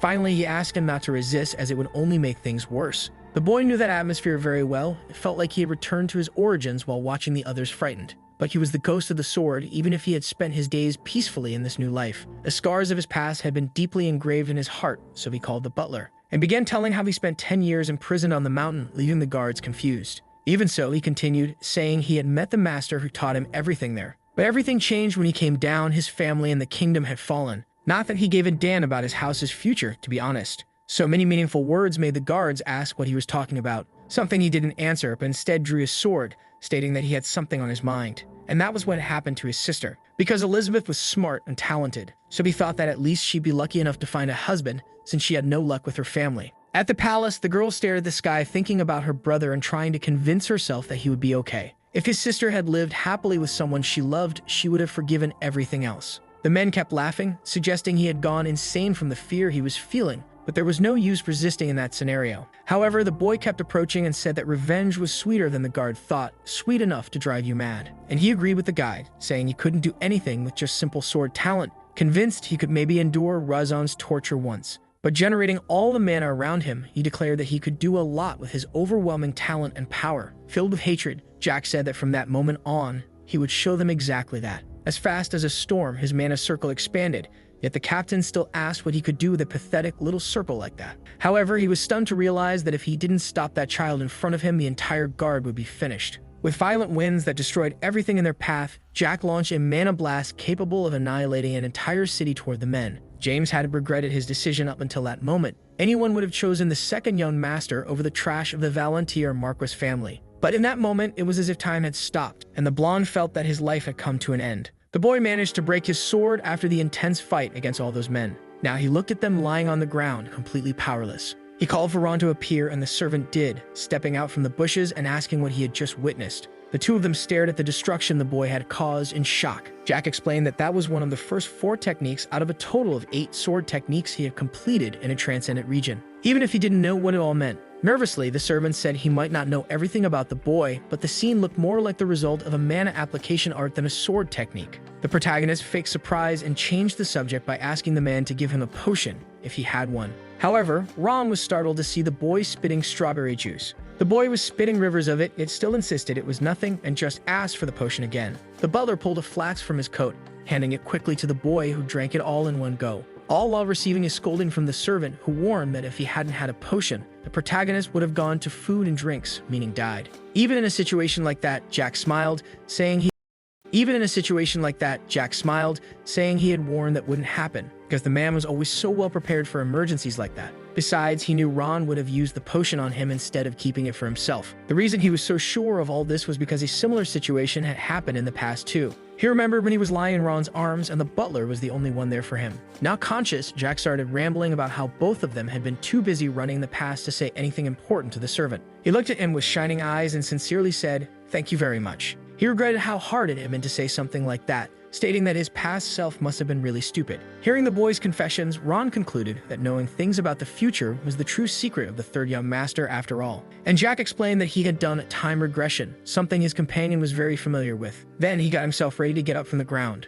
The boy was surprised by his condition, which was much better than before, indicating that the potion he received was high grade. He stood up completely, went to retrieve his sword and collect his coat. That was enough. But he took the chance to take one last look, confirming that the little chick was indeed destroyed. Stepping on his head, the MC confessed that he would really like to turn the blonde into a little messenger boy. Ron commented that you could say he had made a wise decision, but Jack disagreed, saying he hadn't had much hope in the guy from the start anyway. And he brought back the subject of time regression, asking if the butler wasn't curious about anything. He even tried to think of something that might make him curious, but nothing came to mind. The protagonist gave examples about what happened to his sister or to the Marquis family, but Ron had already imagined their fate, even if it was surprising. And just by seeing the teenager's reaction, he knew the process hadn't been pretty. Jack confessed that he could tell him, but would only do so if he showed a lot of curiosity. He teased him by asking what he thought, if he was curious, but the servant explained that wasn't exactly the case. That left the boy a bit annoyed, shouting for the man to stop being so dull. When asked about his own fate, Ron admitted he had his doubts, but supposed he would have survived either way. Awkwardly, the servant said he didn't think he was someone who would die prematurely, but was surprised by the protagonist, who made it very clear that that had been exactly how he met his end. That indeed was a surprise and left the man curious, but Jack asked him not to be disheartened by something like that. Ending the conversation, he entered the carriage, announcing that he was going to get a little rest. Lying down on the bench, the boy tried to relax while Ron approached one of the guards. Realizing he was still alive, he placed a hand on his head to knock him out for good. He analyzed whether it was really appropriate to call a weapon used in an attack that wiped out 25 high-level knights a sword. All the men had their hearts pierced, but it didn't seem like they had been stabbed with a blade, so he couldn't understand the source of the damage. The servant looked back at all the bodies on the ground and wondered what kind of life the boy had lived in the past, worried whether everything would really be fine in the end. After some time, Jack woke up startled and drenched in sweat, hearing Ron calling out to him. Ron asked if he was really okay, even though he had taken the potion. Realizing who it was, he opened up, explaining that he wasn't okay. He still felt a lot of pain, and the butler understood. He handed a bag to the boy, informing him that he had searched the knight's belongings and collected 5 high-grade potions, 63 gold coins, and 40 common coins. This surprised the teenager, who commented that even the mantis dogs carried absurd amounts of money. Noticing that he closed the bag, the servant asked if he wasn't going to drink the potions, but Jack explained it would be useless to drink one at that moment. And handing 3 more flasks to the servant, he said that was payment for the potion he had given him. Gladly accepting, it was as if his 1 high-grade potion had been transformed into 3 with a gesture. He asked what the boy would do with the bodies there, but Jack didn't plan to do anything. He would just leave them to be eaten or found by someone, which led the blonde to warn that people would become suspicious of Jack if he were the only one not among them. That surprised him, and he asked who would be suspicious, but it was obvious he was referring to the Marquis. Only the protagonist already knew that even if his father suspected him, he couldn't harm him. Meanwhile, Ron argued that if he were in the Lord's place, he would want to summon him immediately to clarify things. Smiling, the boy asked if he wanted to bet on it, but the man declined, as he already knew he'd lose again. After all, his master was too clever. Looking at the boy, the blonde knelt down, saying that despite all that, he believed there was something Jack truly believed in, deep in his heart. Jack confirmed that no one else knew the man was there, which was true. To be completely sure of it, the mage explained that he had left behind an illusion at the palace, so it was probably still tidying up the annex at that moment. The illusion was a ninth circle spell that could be considered a clone, and those powerful enough to see through that kind of magic were currently unconscious. Changing the focus, the MC explained that the Marcos might wonder what happened there today. So he asked that if the situation got ugly, Ron should tell him that it was Jack who did it. In the worst case scenario, if the Marcos seemed ready to tear him apart, he should say the following: "If you or my sister die, that will be the beginning of the destruction of the Marcos house." The two stayed silent for a brief moment. Ron admitted he was getting nervous for no reason, and the boy burst into laughter, saying it was just a hypothetical situation. He didn't need to make such a serious face. For now, he could only hope the Marcos would act like a father to Elizabeth, as if giving her one last chance. Then the man asked if they really should go to the academy, and the boy confirmed, only to be bombarded with questions about his father's position on the matter. However, he didn't seem worried because even at the academy there were rules. Once the semester began there, unless the head of the house or someone directly related to him died, returning to the mansion was impossible. In that case, it was time for the servant to take his leave. From the look on the butler's face, it was clear he wished he could accompany the brat on his adventure. Which on one hand would be fun, but it still wasn't the right time. Thinking about that, the boy asked him to be careful of the monsters on his way back. Then the blonde asked if he would really only see him again in 4 years, something Jack also wondered about but didn't know for sure. However, regardless of that, he reaffirmed that the man should take care of his sister as he had promised. Now that he was without Ron, he needed to devise a new strategy. Considering they had to camp on the mountain 3 times from the Marquis's house to the academy, it would take 4 days by road, but also 4 more days hiking a trail. However, observing the path, he realized that the trail in question wasn't much different from a road. So he grabbed his suitcase, certain it was a sign that there was a village nearby. The protagonist mounted one of the horses, or at least tried to. Having a small body was a terrible thing, and it took him a long time to finally get on the animal. They continued the journey in silence on a night so peaceful that you wouldn't believe a violent battle had taken place just minutes earlier. Jack didn't plan to go directly to the academy. No, now his priority was his master, Valentine Milos. She was the one who allowed him to keep living, granting him enough power to get his revenge and turning him into a decent person. Despite having been forgotten, she was the one who reached the peak of forbidden magic, a summary of fear for those who remembered her. As he rode, he wondered how long it had been since his heart beat so hard for something. Arbelo, territory of Baron Arbelo, a vassal house symbol. Arriving in the city, the protagonist spotted an inn, wondering if he should spend the night there. In front of the establishment, 3 children were chatting cheerfully. Judging by their faces, it must have been a great place to live. Upon entering the inn, the boy found various types of people sharing a meal, along with a very cute dog. Petting the little animal, he sat at a table, hoping that no one there would pick a fight with him. As soon as he sat down, someone greeted him, commenting that it was the first time they had seen such a young customer alone there. It was a girl full of love to give, who asked if he wanted something to eat or a room to stay in. She didn't seem like an employee based on her clothes. In fact, she looked more like a mercenary than anything else. But the boy handed her 3 coins, asking for a light meal, a drink, and a room, and requested that she take the sword he had left near his horse up to the room. However, the woman took only 1 coin, saying it was enough, and informed him that she would bring apple pie and some meat too, since he was in his growing phase. With a kind expression, she asked if the child wanted to drink a bit of milk or maybe a beer, but embarrassed, Jack said milk would be fine. She turned around, asking him to play with Arnold the dog while he waited. It seemed like a good place to live, and the woman hadn't tried to cheek him, probably because the war hadn't started yet. The dog was very friendly, and Jack told him he didn't know what was waiting for him in the future. He sighed, just thinking about the possibility of living carefreely, unaware of anything, until something caught his attention from a bit of gossip among friends at one of the nearby tables. They were talking about how someone planned to eradicate demonic monsters with the help of countless mana users for this large-scale plan. One of them didn't understand why they would do something so unnecessary, saying even the Tulkan Empire was lowering itself over so little. The boy listened tensely as the blonde man expressed his dissatisfaction. The Marquis's elite superforce, the Iron Blood Knight Order, had been sent to the Demon Beast Forest for a subjugation mission.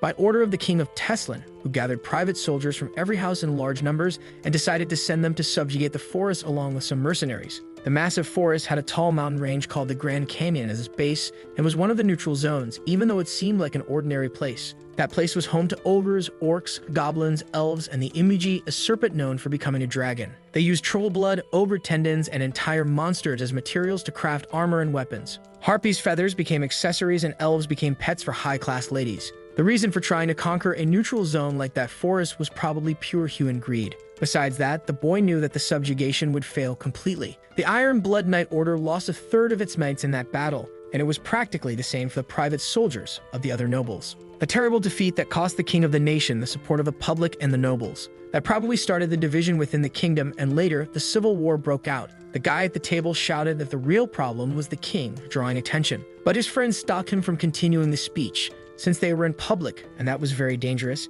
It'd be crazy to say something like that there. At other tables, men stared at him in disbelief, trying to convince themselves he was just another drunk. Jack realized the guy truly wasn't afraid. After all, it was impossible to count how many people had lost their heads for insulting royalty. He snapped out of his trance when his name was mentioned at the table. They were referring to him as the third young master of the Marquis's house. One of the group's friends said there were rumors that Jack had used forbidden magic, something the other two friends didn't seem to believe since they thought he was a complete idiot, and the MC glared at them. They had no idea who they were talking about. The blonde even asked how that loser had learned forbidden magic since the mage who taught it had died long ago. While the woman laughed, asking if the boy wasn't the fool of the Marquis family, he must have tripped over something somewhere. The girl who had offered the food returned, asking what was so funny about that whole conversation. Her question confused Jack until he realized he was smiling while listening to it. She sat down next to the boy, cheerfully asking if he wasn't going to tell her since she was really bored. However, he declined, stating it was nothing much, just that the third young master of the Marquis house was an idiot, according to what he heard. And he confessed he had been eavesdropping on the conversation, and the woman said people were like that. They judged everything based on rumors. Then he asked what she was like when it came to judging others. Smiling, the woman explained that she judged things after seeing them for herself, because rumors were just rumors. The boy countered, saying that rumors could be true sometimes, something she agreed with. But she didn't elaborate much as Jack grabbed a piece of pie and bit into it eagerly. It wasn't as good as the one his butler used to make, but it still tasted amazing. The woman decided to end the subject by saying it was just what she thought. But if the third young master of the Marquis house was as attractive compared to the rumors, she didn't think they were true. That left Jack surprised. She asked what was wrong as he analyzed the woman, who had a scar on her cheek, a body covered in muscles, and mercenaries as regular clients. So the boy asked if she was a branch manager of the Adventurers Guild around there, catching her off guard, but she soon smiled, embarrassed. Of course, he wasn't just making a random guess. There were mercenaries in every city, wandering around looking for work. They were hired to be soldiers in territorial battles, help people search for things, and even act as monster hunters. These jobs were distributed by local guilds, which were usually located near inns. That made Jack suggest the woman had a lot of free time. There was no other way she could be a branch manager and also manage an inn at the same time. And the blonde explained that even though there wasn't much to do lately, she needed a way to make money in such a quiet territory like Arbeloa. It seemed that the inn was actually a lodging owned by the Adventurers Guild. The protagonist commented that the woman was doing something pretty bold, and even though he was known as the idiot of the Marquis house, he wasn't famous, not even close. However, the woman had recognized him in such a remote place. How would a guild branch manager be capable of that? Until they realized the real reason for the recognition. Upon seeing the village, the boy had spoken to his horse, saying he knew they would find some kind of society nearby. However, before entering, he was stopped by two guards who asked why he was coming to the city and if there was anyone else with him. Jack simply showed his family's crest as a good enough reason to do whatever he wanted. Upon recognizing the crest of the Marquis family, one of the guards apologized for not recognizing the boy at first, and both bowed, asking him to enjoy his stay and allowed him to enter. Back at the bar, he suggested that the girl had heard everything from the guards, warning that contacting a private soldier without the Lord's permission was very dangerous. That made her laugh, suggesting the little one was worried about her life. He gave a crooked smile, saying yes, for now, at least the woman was being nice to him. Even if she had only heard rumors about him, unlike his brother and the knights who tried to annihilate. She thanked him and extended her hand to greet him, introducing herself as Jane Arbeloa. As they shook hands, her last name made the boy very curious. That was the name of the territory they were in. Understanding the situation, Jane explained that she was the third daughter, and her older brother was the lord of the region. She was a noble working as a mercenary. Although that was something only commoners usually did, she was an incredible woman. The boy asked if nobles didn't usually send women to marry at her age, but the girl had loved that job. Besides, no one in her family wanted to sell her. It was very different from Jack's family, so much so that it made him envious. But all he said was that it was a great household. Jane called the little dog, and the two began to play a bit while she continued the conversation, asking what the young master of the Marquis house was doing alone in a place like that with no escort. To which the boy replied that an idiot didn't need any escort. His answer left Jane stunned. Turns out he was quite funny, which was unexpected, but she already suspected he would be different from the rumors. Jack said that even so, he had a long road ahead of him and would indeed like to hire some escorts. At most 5 people with experience camping and good cooking skills, if possible. The reward would be 2 gold coins in advance and 3 upon arrival. Jane's eyes sparkled, seeing how generous the boy was. It was true, after all. Merchant escort missions cost 30 coins per person. The kingdom's monetary units were quite simple. It took 100 coins to make 1 gold, so they were of lower value. The woman committed to preparing everything by the next day and asked if he would pay for food and lodging separately. He pulled 3 gold coins from his bag and handed them to her, asking her to prepare everything and, if possible, also arrange a carriage with horses. He was indeed a very generous client. Kindly, she told him not to worry and to rest, and she guaranteed she'd gather only veterans, handing him the key. Since such a fun woman was a branch manager, nothing bad should happen in that city. Upon entering his room, Jack collapsed directly onto the bed as he was exhausted. He even thought about taking a bath but fell asleep before he could. Suddenly, the boy woke up in chains in what seemed to be a cave while someone called him a pitiful child. He cried while this person asked if he would keep living so powerless forever. Tears fell endlessly from his eyes. Although being kind wasn't a sin, the woman considered being incompetent a grave one. So she asked if he wanted to change. With a trembling voice, the boy said yes. That's why the green-haired woman took his hand, congratulating him and wrapping him in a hug, saying that from that day forward, she would be his master. However, Jack woke up sweating in his bed. It was just a nightmare. Memories of his time with his master. The sun was shining outside, indicating it was already morning. He didn't even have time to process the dream because Jane burst through the door wishing him good morning and shouted, asking if she didn't know how to knock. With her was Arnold, who jumped excitedly on top of the boy, licking him all over. As he went down the stairs with his suitcase, the boy yawned sleepily, while Jane said he must have had a great night's sleep. That's why she had prepared high-quality transportation for him. And she introduced the men who would accompany him, making sure all were veterans. Ironically, among them were the guys who had been talking nonsense about him, now clearly embarrassed. The captain of the Fire Ant mercenary group introduced himself to Jack as John Doe. His nickname confused the boy. Smiling kindly, John Doe explained that it was a name given to unidentified corpses around there. He was blatantly using a fake name, but the protagonist ignored it and said it was a funny name as he shook his hand. The man said it would be a long journey from there to the Rocky Mountain, and they would have to camp about twice along the way. His 2 friends had once been chefs and had camped so many times they could be considered veterans, but all that mattered to Jack was leisure. So the young master handed him his suitcase and hurried them, since he was already tired. Thus, the escort moved out of the place, but before leaving, the MC commented to the girl that she had introduced him to a very entertaining mercenary, and Jane reaffirmed that he was indeed a veteran. That would be the case if he were a normal mercenary. Ron was from the 9th Circle, and he hid his identity and power for his own reasons. But Joe Nobody, the 8th Circle mercenary in front of him, was hiding only his power for no real reason. Smiling, the woman asks if he hadn't said he wanted a veteran, and ignoring the question, the little one says he thought the 2 of them would meet again soon, and she assures him they'll have a beer together next time. He winks at Jane, saying he'd consider it if she paid for the last round, and finally leaves the establishment. From inside, she wishes him a good trip, as she already had a certain fondness for the little master. During the journey, the boy rested in his cart. It wasn't luxurious, but it was good enough. Besides, it was a beautiful day outside, and he felt much better than the day before. While playing with his Mana, the MC notices that Joe Nobody was staring at him, wondering if there was a reason for that. He stands up, catching the blonde man's attention, and takes the opportunity to ask if he had any idea who the little guy was. Stammering, the man says he only heard that he was the son of a high-ranking noble. Jack pretends not to understand, asking him to continue, and the blonde man says that the branch manager believed the boy was traveling the world. The protagonist reveals he was very curious about Jane, so the guy tells him to feel free to ask anything. So Jack takes a pocket watch with his family crest from his coat and hands it to the man. Looking closely, he asks if that was the crest of a noble house. However, by the look on his face, Jack concludes that the guy knew what it was about, but not exactly. So he explains that around there was the house of a big idiot marquis named Valentier that would soon fall, and that was a crest representing the house. His words leave the men in complete silence. Jack says that thinking about it, he believed there was someone people used to call an idiot in that house. And smiling, he asks if the blonde man also knew something about an idiot who even got arrested some time ago. His discretion makes a man tremble to the core. Finally, it seems someone had figured out who he was,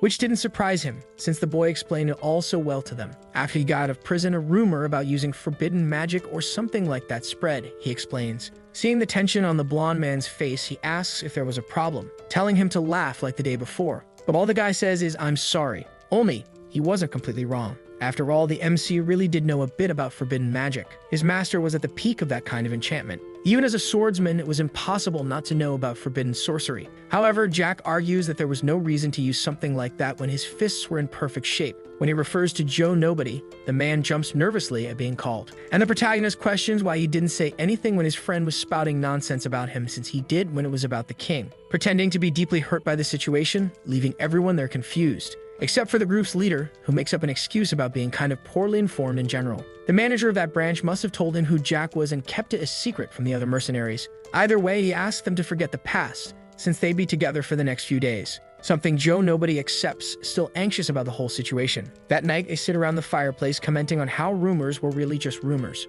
Jack is surprised by this talk, and the blonde man says it's because the boy didn't resemble other nobles who usually hated getting their hands dirty. Meanwhile, the boy was even doing the dishes, which made him quite different. The comment is surprising. The food was spectacular, and the MC had a belly full of the best things possible in a terrible piece, except for the memory of Ron, who was surely suffering from his absence. Jack explains that this was the payment for a delicious dinner, and he was quite the gourmet. Thinking about it, the guy gets curious about how the guys handled the night watch, and the man explains that they drew lots. Jokingly, he asks if Jack would also like to participate, leaving him sulky, since a little boy like him needed sleep to grow. And he asks if the guy would take responsibility if he didn't grow. So, better to forget it. As they were bored, they decided to start sharing stories, and the MC asks what they should talk about first. When he chooses a topic, he asks how many dragons existed in that world. He doubted the group had ever stopped to think about something like that. The guys recall a founding king, or whatever he was, who had exterminated dragons several centuries ago. It was the legend of the founding kingdom. Stripping away all the nonsense, it could be summed up just like that. Julius Tesla exterminated all the dragons, conquered the western continent, and built his empire in the former state of the current kingdom. However, over time, the empire became a kingdom, having been reduced to a subordinate nation of the Tulkun Empire. Up to that point, it was the story everyone knew. Jack elaborates, stating that there were 2 dragon lords in the Black Sea, a baby dragon in the Imperial House, and 5 in the forest of magical beasts. There are 8 wandering around, at least that I know of. Polymorphous, so just on that continent there were at least 16 dragons, he explains. They obviously wouldn't believe that whole story. Besides dragons only appearing in legends, no one had ever seen one until now. Thinking about it, the boy laughs, asking if that story wasn't actually funny. And he explains that dragons couldn't mix with human beings after all. A pact that could put their very existence at risk prevented them. Joe Nobody asks if that meant the founding king hadn't actually wiped out all the dragons, which was exactly the case. He hadn't exterminated any dragons, he just wanted an opportunity to negotiate with them. To be precise, the ones who did everything were just 2 nameless supporters, but that wasn't something he intended to share with the escort. Then the man asks what the 2 dragons were doing now, and Jack explains that the continent they knew was not actually the whole world. It was just the western part. On the other side of the sea, things were different. Except for the baby dragon, he says the dragon lords had a single mission, to guard the barrier in the Black Sea. Joe Nobody asks about the barrier, but the little one didn't know the details about it either, except that it was something ancient that separated the continents, and the Dragon Lords had basically inherited the mission to protect it. To be honest, he was also curious about what kind of world the East was. After all that chatter, there was no way around it, and the friends burst into laughter at so much nonsense. The blonde man approaches Jack, saying he was a great storyteller and must have asked for companions just to have someone to talk to on his journey. The boy smiles, even knowing that no one took him seriously. He already expected that they wouldn't believe him anyway. The young man stands up, stating that it didn't matter whether they believed him or not. Seeing that the boy was heading to the carriage, the mercenary asks if he's already going to sleep. The boy confirms, saying he wanted to take a bath and change clothes first.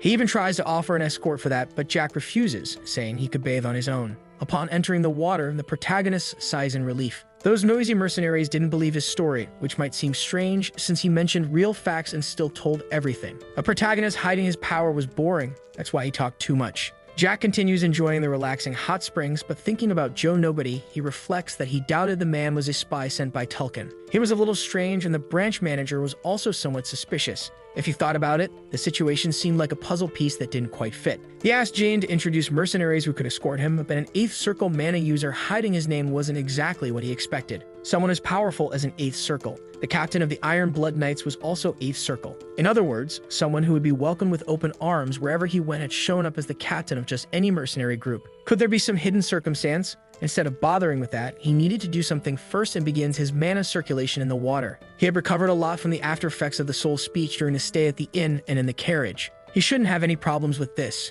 Even so, now all that mattered was his destination, which would lead him toward his master. As long as there was suspicion that Joe Nobody might be a spy, he preferred not to take him along. So he had no choice but to ask him directly. Returning to the fire, the men are surprised by how quickly he bathed. The boy now held his sword, explaining that he was more bothered than he thought and couldn't continue the bath. The guys ask what was bothering him. The question sounds like an insult to the boy, who asks if they were really that lost in the situation. Pointing the sword at one of the members, he states that the man had bothered him, and he asked Joe Nobody why an 8th Circle mana user was doing mercenary work. Jack reveals that the place he was heading to is very important, of great significance, and he didn't want to take someone like him who was clearly hiding something. The blonde man steps in to defend his friend, asking, "What do you mean?" My boss is 8th Circle, but Joe Nobody quickly interrupts him. And assuming he really was 8th Circle, he asks what the boy would do in that case. Jack says that since he got told an interesting story, it was his turn to tell one. He wanted to hear a very interesting story about the guy in front of him. Joe Nobody asks what would happen if he refused. Then the boy brings his sword closer, saying that if he couldn't satisfy him, he'd become feed. Or could it be that you're a spy from the Tulkun Empire?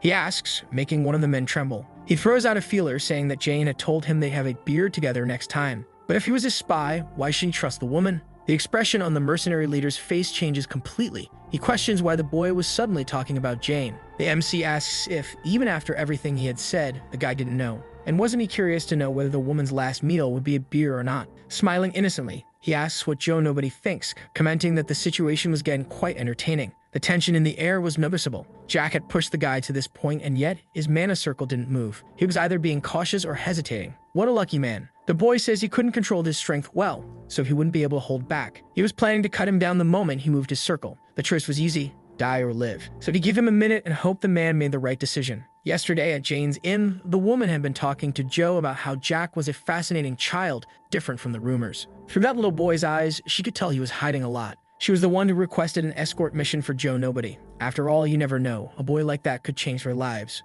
Who would look into those eyes and call him a retard abandoned because of her? Anyway, in the present, there was nothing more to say. Joe Nobody was getting a very bad feeling from that boy, like a herbivore standing in front of a lion. His intuition screamed that he was dangerous. It was strange now that he stopped to think about it. How in the first place had the boy discovered that he was 8th Circle? Could Jane have given him some hint? No, Joe Nobody dismisses that illusion. There was no way she had done that. He trusted her, and she would have told him if she had said anything. In front of him, the boy continued the countdown, 40 seconds. When the man finally speaks up, he suggests that if he really were 8th Circle, the boy wouldn't be able to hit him. The man stares at the boy, wondering how a child could have such a fierce gaze, but he doesn't back down. The one before him didn't even seem like a child. Meanwhile, his friend was dying of nervousness, begging him to just tell the truth. Joe Nobody didn't know where to start. He was in a situation where he felt like he could be devoured at any moment. The countless choices he had made in his years as a mercenary flashed before his eyes. But as someone who had always been on the lucky side, he decides to trust his instincts. Time had already run out, and since he wasn't satisfied, the guy was going to be taken out. However, before the boy could advance, the man says something. Actually, he asked about Jane's situation. He wanted to know if the MC knew everything. Joe Nobody's story was quite short. A love between the daughter of a noble and a random commoner. A common tale heard anywhere. He met Jane when she was 19 and he was 7th Circle. They fell in love at first sight, and the seeds of love had continued to grow ever since. It wasn't very surprising. Apparently, there was a very personal reason why they hadn't married yet. But even being a commoner and a noble, someone of 8th Circle would be highly influential. Someone like that doing mercenary work was still strange. Jack even considered that the leader might have caused some sort of problem. Well, considering that woman's personality, her house might not have been interested in profit. Trying to make sense of it all, the protagonist asks if Jane was really just the branch manager of the Adventurers Guild in a small territory and he's just a mercenary. Taking the opportunity to ask if he only approached him to see if he could gain some benefit, something the man confirms. But the protagonist doesn't know whether to trust him. A story like that could easily be made up. Staring intensely at Joe Nobody, the boy asks what he thought the Empire was doing with the baby dragon. The man replies with another question. How could I know about a fairy tale? His answer makes our boy smile. And he explains that Master is a title used for those who have carved 10 circles into their hearts. But even they don't know that beyond that, there is an even deeper realm, with monsters that use the power of souls instead of mana. The so-called transcendence. The information shocks everyone in the escort, except their leader. Then the boy continues. In 2 years, Hankes Beckerman, the knight of the Tulkun Imperial Guard, will be proclaimed the strongest swordsman on the continent. And he explains that he will end up continuing the story of those transcendents who existed only in forgotten history. But, interestingly, that unfortunate man did not become a transcendent through his own strength. It was quite an interesting story, and the man asks the boy to go on. Jack says that the swordsman replaced his blood and half of his bones with those of a dragon. Because of that, he became a being that was neither human nor dragon. The look on Joe Nobody's face said it all. Everyone there was shocked. The idea of someone becoming a hybrid was completely absurd. But the man questions, what does that story have to do with the current situation? And the boy explains that there is only one dragon in the Tulkun Imperial House now. Even though they are nearly immortal beings, few experiments can be done with only one. That's why they sent several capable people to other countries. The first objective was to gather information. The second was to confirm the existence of other dragons. That last part makes the escort leader burst out laughing and say it was pretty amazing for a piece of fiction. Without looking at the other mercenaries, the boy is sure they wouldn't believe the man telling this story. Judging by his reaction, Joe Nobody didn't seem to be a spy after all. Crossing his arms, he asks, so, now that your suspicion has decreased. The boy confirms, wishing him a beautiful life with the loyal guild manager, reminding him to invite him to the wedding. However, something catches the boy's attention and he quickly positions his sword behind him. Joe Nobody, with the tip of a blade at his neck, had been caught trying to draw his sword first. Jack makes it very clear that he's only letting him live because he was the one who doubted the man in the first place. He pulls the guy close and whispers, so only he can hear, "This is the last time. If you let the juice thirst rise again, I'll turn everyone here, including you, to dust." That makes the rest of the group tremble, and they ask both of them to lower their swords and talk. The boy had done his best to get closer to the group, but it was no use anymore. The relationship between boss and employee was always complicated. After all that mess, Jack retreats to the carriage to sleep, while the men talk about what happened. One of them asks why someone with the potential to be a noble's knight captain chose to be a mercenary. The blonde man remembers that when they met, the leader said he was only fourth circle, and the lie made him upset. But since they had fought together for years and the friend had saved his life before, he didn't want to be harsh with him. Having an eighth circle in the group was reassuring, as it would strengthen the mercenaries as the most powerful on the continent. That way the man could become a mercenary king, but Joe Nobody doubted that was possible. He thought about how his companions saw everything as a joke, since an eighth circle would never be a mercenary king. There were at least 4 known mercenary masters, but he decides to shrug it off instead of arguing with his old companion. A young man in the group asks if everything that was said was true, and the leader confirms, even if it was shocking. The blondie calms the group, saying that everyone has their circumstances, but he questions why the captain didn't react. Memories of the confrontation surface in the man's mind, making him sweat even after everything had passed. His hands still tremble,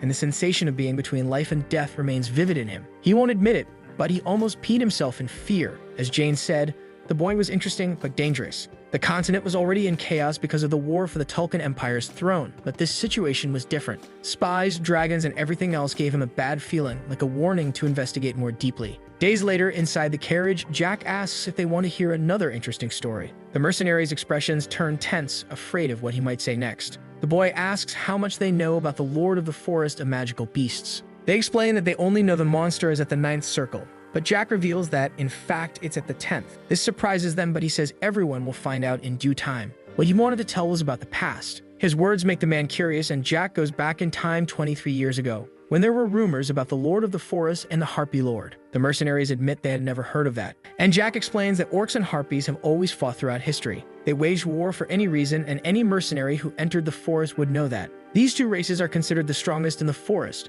sometimes even its guardians, due to their power. Jack says the Harpy Queen and the Orc King had a relationship, even though it's hard to believe. At first, they were just peaceful neighbors, but when Blackman became the Orc Lord, everything changed. 5 years later, problems arose, and the men get curious about that, making the boy smile. Continuing, when the romance between Blackman and the Harpy Lord was discovered, there was revolt among their races. Jack explains that humans, harpies, and orcs are different only by race, but all desire power, and that caused betrayal. Part of the orcs and harpies expelled their leaders and betrayed each other, using the forbidden romance as an excuse. But the plan failed, and the traitors were destroyed. Joe Nobody asks why the relationship between the races remained bad to this day, and Jack replies that Blackman and Valea separated. They prioritized the prosperity of their races over love, which makes sense, but left behind a legacy of hatred. The leader of the mercenary group doesn't know if the story is true, but remembers that the harpies and orcs used to be less dangerous. A few decades ago, they suddenly became stronger and gained the title of dominant races. The MC continues, saying that the harpies learned battle techniques from the orcs, and the orcs learned the secret arts of spiritmancy, used only by the harpies. This exchange of knowledge was only possible because of Blackman and Valea separating the races. Now they represent the forest, and if Joe Nobody is captured by one of them, Jack suggests telling this story. That way, maybe they won't eliminate him immediately. And the man, looking at the boy's angelic face, agrees to try. Changing the subject, he offers Jack some dried meat, which he happily accepts. Jane had prepared it, and it was delicious. Far from there, in the Marquis Palace, the man receives the shocking news about the attack on the 3rd young master's escorts. All forces were destroyed in the mountains near Arbeloa, and his informant reveals that expert investigators say it was advanced magic. This enrages the Lord, as it happened while the Iron Blood Knights were away. He suspects the king or the duke lost him in a possible 3rd threat, so he orders Gonzalez to investigate thoroughly, and he nods in confirmation. The old man hesitates and asks about Jack's whereabouts, since his body was not found, which suggests that the boy might have escaped. But if that were the case, he might know something that interests the Lord. So he gives Gonzalez full authority to get answers. Before the redhead leaves, the Lord comments that he used to think his son was useless, but maybe he was wrong. That makes the informant stare at him seriously before leaving, thoughtful about what really happened. The next day, the boy and the group were already at the entrance of Rocky Mountain when Jack hands a sack of coins to Joe Nobody. The man is amazed by so much money, nervous as he receives it, saying it was too much for him. Jack, however, explains that he only needed 10 gold coins and some healing potions. The rest was theirs. With a kind smile, the boy thanks them for not letting the journey be boring and apologizes for doubting Joe Nobody. But now it was time to part ways, so he wishes them well on the way back. The men, however, remain still, making Jack ask if they weren't going to leave soon. Joe Nobody acknowledges that he might be meddling, but asks for permission to speak anyway. With the boy's permission, he says that being a mercenary wasn't as bad as the MC imagined. He doesn't understand the point of that statement, and the man continues, trying to explain his reasoning. He says that even without knowing all the details, he's seen how young masters without support usually end up. The third young master of a noble family, completely alone, was a strange and dangerous situation. Jack asks if he's suggesting that he become a mercenary, and Joe Nobody grabs his shoulders firmly and repeats that mercenary work wasn't as bad as he thought. If he avoided dangerous missions, he could travel the world and live a comfortable life without great risks. Jack points to the other boys, knowing they had no idea what Joe Nobody understood all too well. That night they faced each other. If the boy had wanted to, he could have destroyed him easily, even without using his full strength. The older man knew this, and for that reason found it even more unfortunate that he wouldn't become a mercenary, since he knew his talent better than anyone. And he admits he had already forgotten what happened before. In a world where one day he picked up a sword to survive, he hid his strength even from his companions. Hating to admit it, he says it was all his fault, and Jack thanks him for the words, but states that he'll pretend he never heard that. Since Joe Nobody was different from the others, without giving many details, the MC talks about a future event, something big that would happen in the West in a few years. And he asks the man to hide when the time comes, confusing the mercenary. But the boy says he wouldn't understand now, though he would feel it when the time was right. It would be an overwhelming sensation, as if it were something too big to handle, and he would need to run. Handing over the sack of coins, Jack advises, "Don't risk your life for a bit of gold, because nothing is worth more than living." The man fully agrees. Leaving our boy satisfied to be understood, he gives a friendly pat on his shoulder. Before leaving, the boy once again asks them to take care on the way back and prepares to enter the forest alone. Joe Nobody asks if he can know his real name, and Jack smiles, knowing he already suspected. The protagonist introduces himself as Jack and asks to be remembered only like that, without titles or surnames.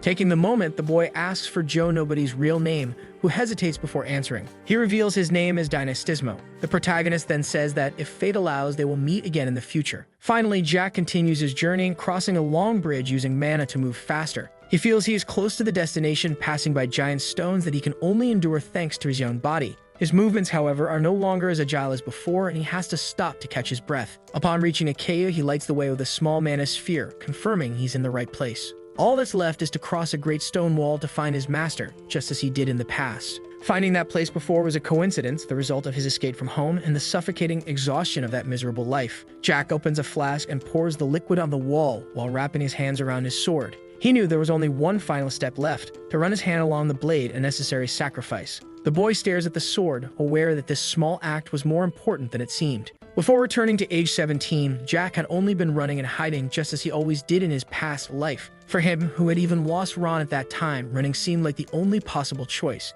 His trembling hands could barely complete the small necessary sacrifice, and he cried like a child. For someone like him, opening the stone cave had been nothing short of a miracle. Now he found himself in the same position as before, but this time things would be different. As he crossed the doors, the boy showed confidence in his steps, knowing the place well. He descended a staircase lit by a small lamp, though he felt a growing nervousness. It was understandable, since more than a decade had passed since his last visit to the place. At the bottom of the stairs, he fell to his knees upon seeing the sight that awaited him. There was his master, chained as before, with wide eyes upon hearing the boy's call. Jack wondered whether forms of life could truly become immortal someday. Not just the powerful, but anyone who wished to live forever. Monsters and emperors all would eventually die. This was an unchanging universal law. The same truth seemed to apply to the person before him, despite her unique abilities. His master from the past had lived at least 400 years using a body-soul separation technique. However, there was a magic that kept a connection between them. But even that extraordinary magic was now reaching its natural limit. He had met her when he was 10 years old, but the current situation was different. This time, he would have no more than 13 years to spend with his dear master.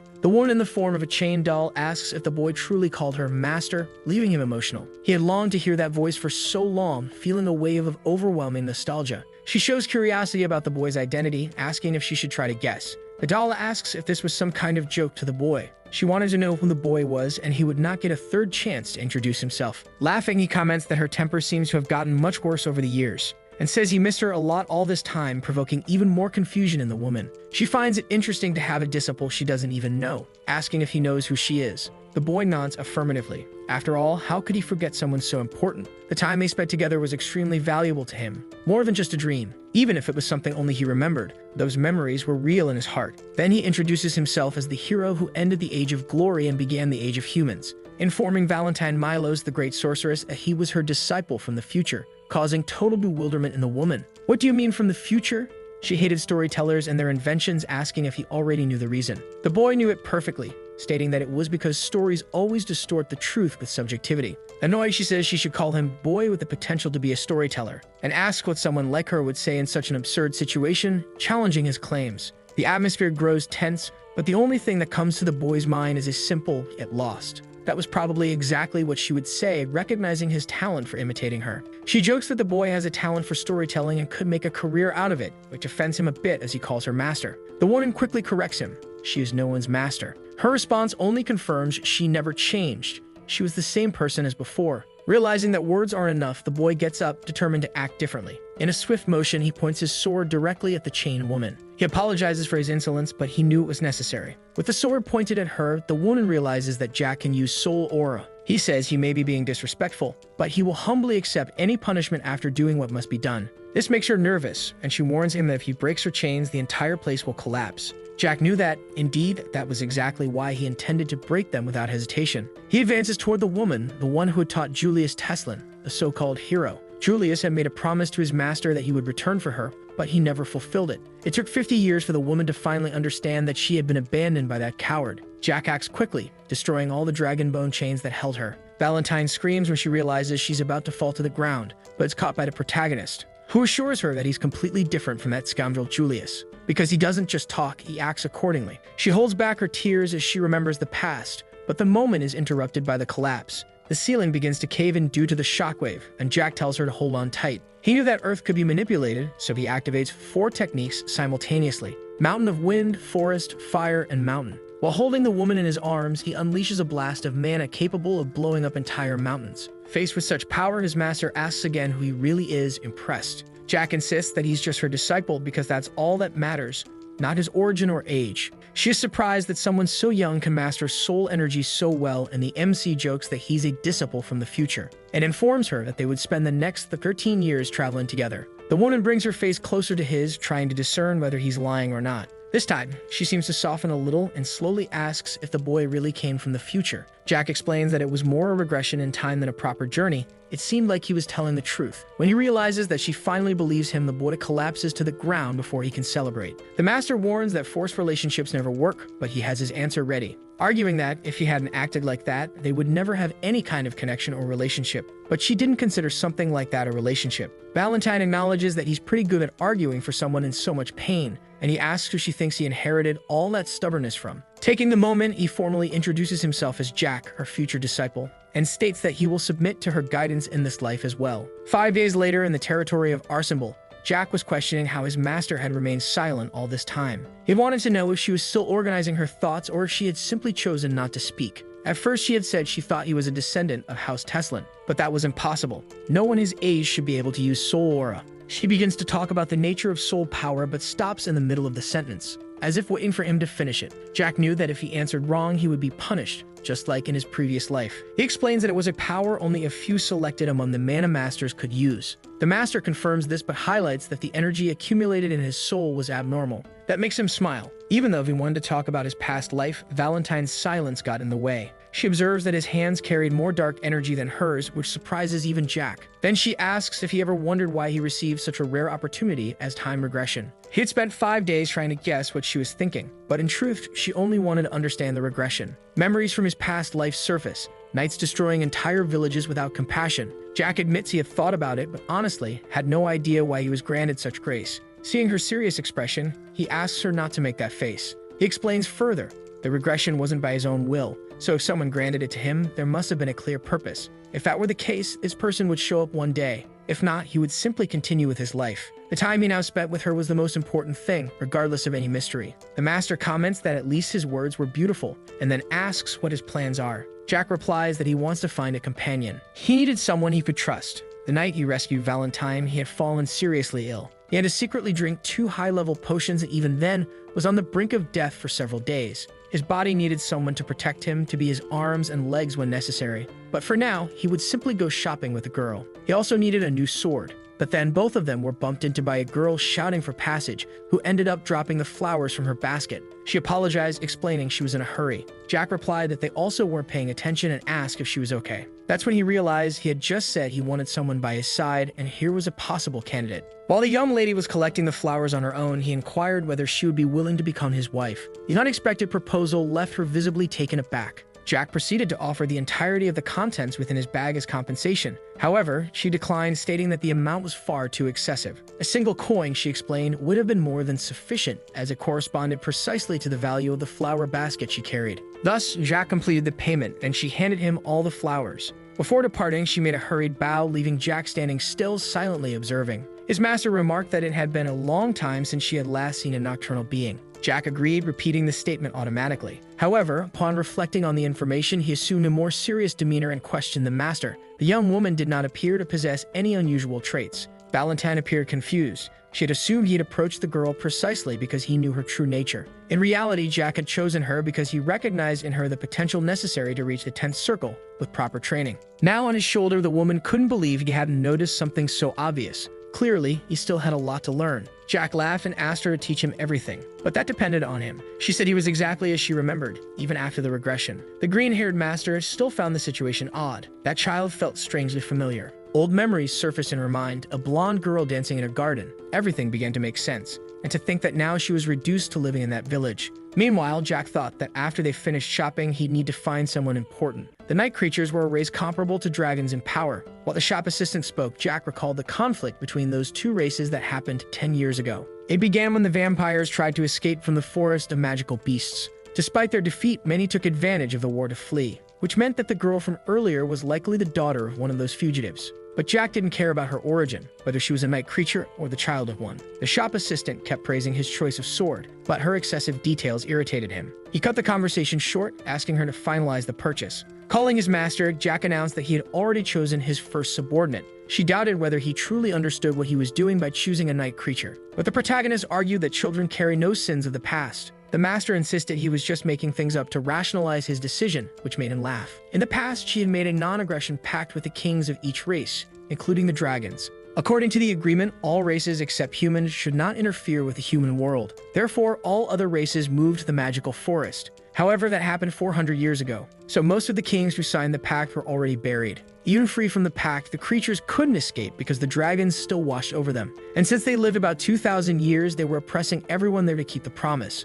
Motivated by their own imprisonment, the master made the right decision, but Jack thinks they should have exterminated the dragons, just like he did in his past life, finishing them off one by one after discovering what was going on. Observing the vampire girl, he sees a merchant casually pat her head and calls Valentine's attention. She notices the scars on her fingers, but Jack reassures her, saying she doesn't need to blame herself. He knew enough about the situation even if he didn't know all the details, and reaffirms that, regardless of what he told others, he was her disciple. She tells the boy to do what he thinks is best, but warns him not to give his juice to the blonde under any circumstances, leaving him confused. After all, the girl is just a child who deserves good food, not restrictions. Later, the girl still blushes, remembering how Jack spoke kindly to her. She carries a cup of orc juice for her sick mother, following family rules. Her mother always warned her never to drink human juice, more specifically, the one provided by her uncle. In fact, she wondered if he would visit them that day, announcing her arrival at home. As she hears nothing, she continues walking toward her mother's room, asking if she was asleep. The woman recognizes the little girl with a weak voice and warns that they had a visitor, but she sees no one, until she notices Jack there. Nervous, she spills a little of the juice. Meanwhile, Valentine orders the woman lying down to show her face, and so she does, revealing her pale blue eyes. "It's been a long time," whispers the sorceress as the woman recognizes her in shock. She wanted to know what she was doing in such a rotten place and in such a deplorable state. After all, she was Vivienne de Royale, the noble vampire progenitor. Outside the apartment, the little blonde plays distractedly with birds while Jack watches her bored, but he stays alert to the women talking inside the house, hoping for the best. Vivienne asks who that woman by her side is, suggesting she could be a vampire hunter. Valentine is surprised to realize the vampire didn't recognize her immediately, so she introduces herself as Valentine Milos, a name that makes Vivienne shudder all over, and confirms that she was the one who confined the vampires in the forest of magical beasts, her mortal enemy. Her trembling voice reveals her fear, but she tries to stay firm before her old foe. However, a harsh cough interrupts her speech. Valentine explains she is under a curse and can now only live as a human 1 night per month. Without mincing words, she questions again why a vampire progenitor is in such a deplorable state. Noticing that Vivian hasn't drunk her red juice in ages, she demands an explanation about her condition. The vampire asks back if Valentine is feeling sorry for her, which seems ironic, and says that, in the past, the mage was so great and powerful that she would never dare come near her. It's not like she held a grudge over what happened in the forest or anything like that, since, if it weren't for the woman, it might have been wiped out by the enraged humans. Therefore, she would answer the question. Vivian explains that there were 5 tyrants and 2 lords controlling the vampires in the forest. They tried to escape during the war, as her daughter was far too young for that hell, and she painfully remembers the dragon who spared them, offering exile in the village because she was too pitiful. The word echoes in Valentine's mind. Vivian explains that the condition was to live there drinking only pig and cow juice, and in return, the dragon would spare her daughter. It was something miserable for her royal bloodline, and the sorceress makes a point to comment on it. Meanwhile, outside, Charlotte asks when Jack will leave, impatient. She explains that her uncle is coming and he didn't like having visitors there. But the MC doesn't care and says it was very important for him to learn more about her uncle. The girl gets scared by the boy's sudden eagerness to meet her uncle. When she suggests that he approached her just to rob her rich relative, Jack is slightly offended. It's boring to wait, he says, asking her to just talk about the mysterious uncle. And the blonde thinks about what she could say besides the fact that the man is loaded with money. Charlotte explains that he gave them the house and brings food every 3 days. She was probably referring to the animal juice when she mentioned food. Before Jack can explain the reasons for his curiosity, a voice echoes. The uncle had finally arrived. The gray-haired man asks about the new friend, suspicious of the boy's presence, and comments that he had never seen that boy before. Charlotte gets excited about the man's arrival, even though the tension was clear. Observing him, the MC celebrates the presence of the famous uncle, the little blonde, who attests that his appearance suggested the boy was from some noble house. Jack watches expressionless. There stood the dragon in disguise just as he suspected. While the newcomer insists on questioning him, he realizes there was another guest inside the house. And in the room, Vivian asks the doll to call for her Charlotte. Outside, the tension between Jack and the mysterious man was palpable until his master intervenes telepathically. He responds, informing her of the man's presence, and the woman asks him to bring the child and the man upstairs with him. The stranger questions why Jack was muttering there, to which the boy replies that he only obeys his master. Opening the door and calling everyone, Jack knows the man came to observe his toys in their final moments. Inside the room, the mother tries to speak to Charlotte, but her face shows despair upon seeing the visitor. The man asks why she looks like she's seeing a ghost, stating that he won't interfere in her final moment with her own daughter. Charlotte cries desperately at the bedside, asking if her mother was hurt, and begging her to drink the orc juice she brought, sure it would make her better. The woman gently refuses, saying it's okay, thanking her daughter for going out just to buy her birthday gift. The conversation confuses the girl, who insists on knowing what's going on while everyone watches the scene. Originally, they had no reason to be there beyond coincidence, but now they were witnessing an imminent death. Jack directly asks if her name is Vivienne and if he can be trusted with Charlotte, as it was time to act and create a reason for his presence. The woman seems lost, so the boy decides to simplify things. Surprising everyone, he asks how she wants her daughter to grow up, as a vampire queen in her rebirth or as a progenitor ruler. And, if neither of those options, did she want the end of the dragons who treated vampires like toys? His proposal draws an ironic smile from the dragon present. Vivienne, with difficulty, asks Jack to come closer and explains she always knew her daughter's nature was different from the norm. And she answers that she only wants to see Charlotte happy, smiling, nothing else matters. She asks his name, and upon hearing Jack Valantier, she smiles weakly, entrusting her daughter to him. The MC promises he will take responsibility for the little blonde from now on, so she needn't worry about anything else. Calling Charlotte one last time, Vivienne declares her love before dissolving before her daughter's eyes. The girl screams in despair, trying to hold on to her mother as she fades away, unable to accept what happened. Meanwhile, Jack and Valentine observe in silence, but the fake uncle starts laughing hysterically at the tragic scene, as if it were hilarious. And he comments on how absurd it was that a brat like that would take responsibility for a child who was also about to pass on. Vampires turning into dry twigs from malnutrition. He laughs as Jack, enraged, punches him with concentrated mana. The blow sends the man flying back, but he only comments on the boy's rudeness, calling him a bad influence for Charlotte. When he threatens to teach a lesson, Valentine intervenes, asking his real name, leaving him perplexed. It was peculiar, as there was no trace of magic there. Even so, the doll was speaking to him live. She ignores his reaction and mentions the other 5 dragons who should be in the forest, but clearly weren't. You're only 200 years old. Are you an adult dragon born in that era? She asks, making his eyes flare. How does a doll know such secrets? Who the hell are you, freak? He growls, with all of his rage rising to the surface. When Jack hears the insult to his master, hatred completely overtakes his thoughts. Valentine asks to be set on the ground, stating she can stand on her own. She formally introduces herself as Valentine Milos, the ancient mage, making the dragon change his expression. "No way! That immortal necromancer," he asks, unable to believe the revelation. And the woman nods as she had already received a nickname like that. The dragon grits his teeth, accusing her of lying shamelessly about her identity. Valentine then mentions Bahamut and Voldemort, secret names only dragons themselves and those who have seen them would know. This revelation finally makes the man accept the truth, surprised that she was still alive. Finally, he introduces himself as the proud fire dragon of the Machiavelli lineage, Galactus Machiavelli. He sneers at the poor place, confessing he just wanted to get rid of the child, the unwanted legacy of his toy. Valentine commands him to step back immediately, but the man mocks her, asking if she had forgotten the verbal pact, because they, superior dragons, had always shown mercy to the other races besides humans out of pity. So how did she dare command a dragon like him to step back? However, Valentine stands firm, saying the man got everything wrong, because the mercy in the story had always been her. A statement enrages the man. She explains the ancient pact and how dragons were never truly merciful.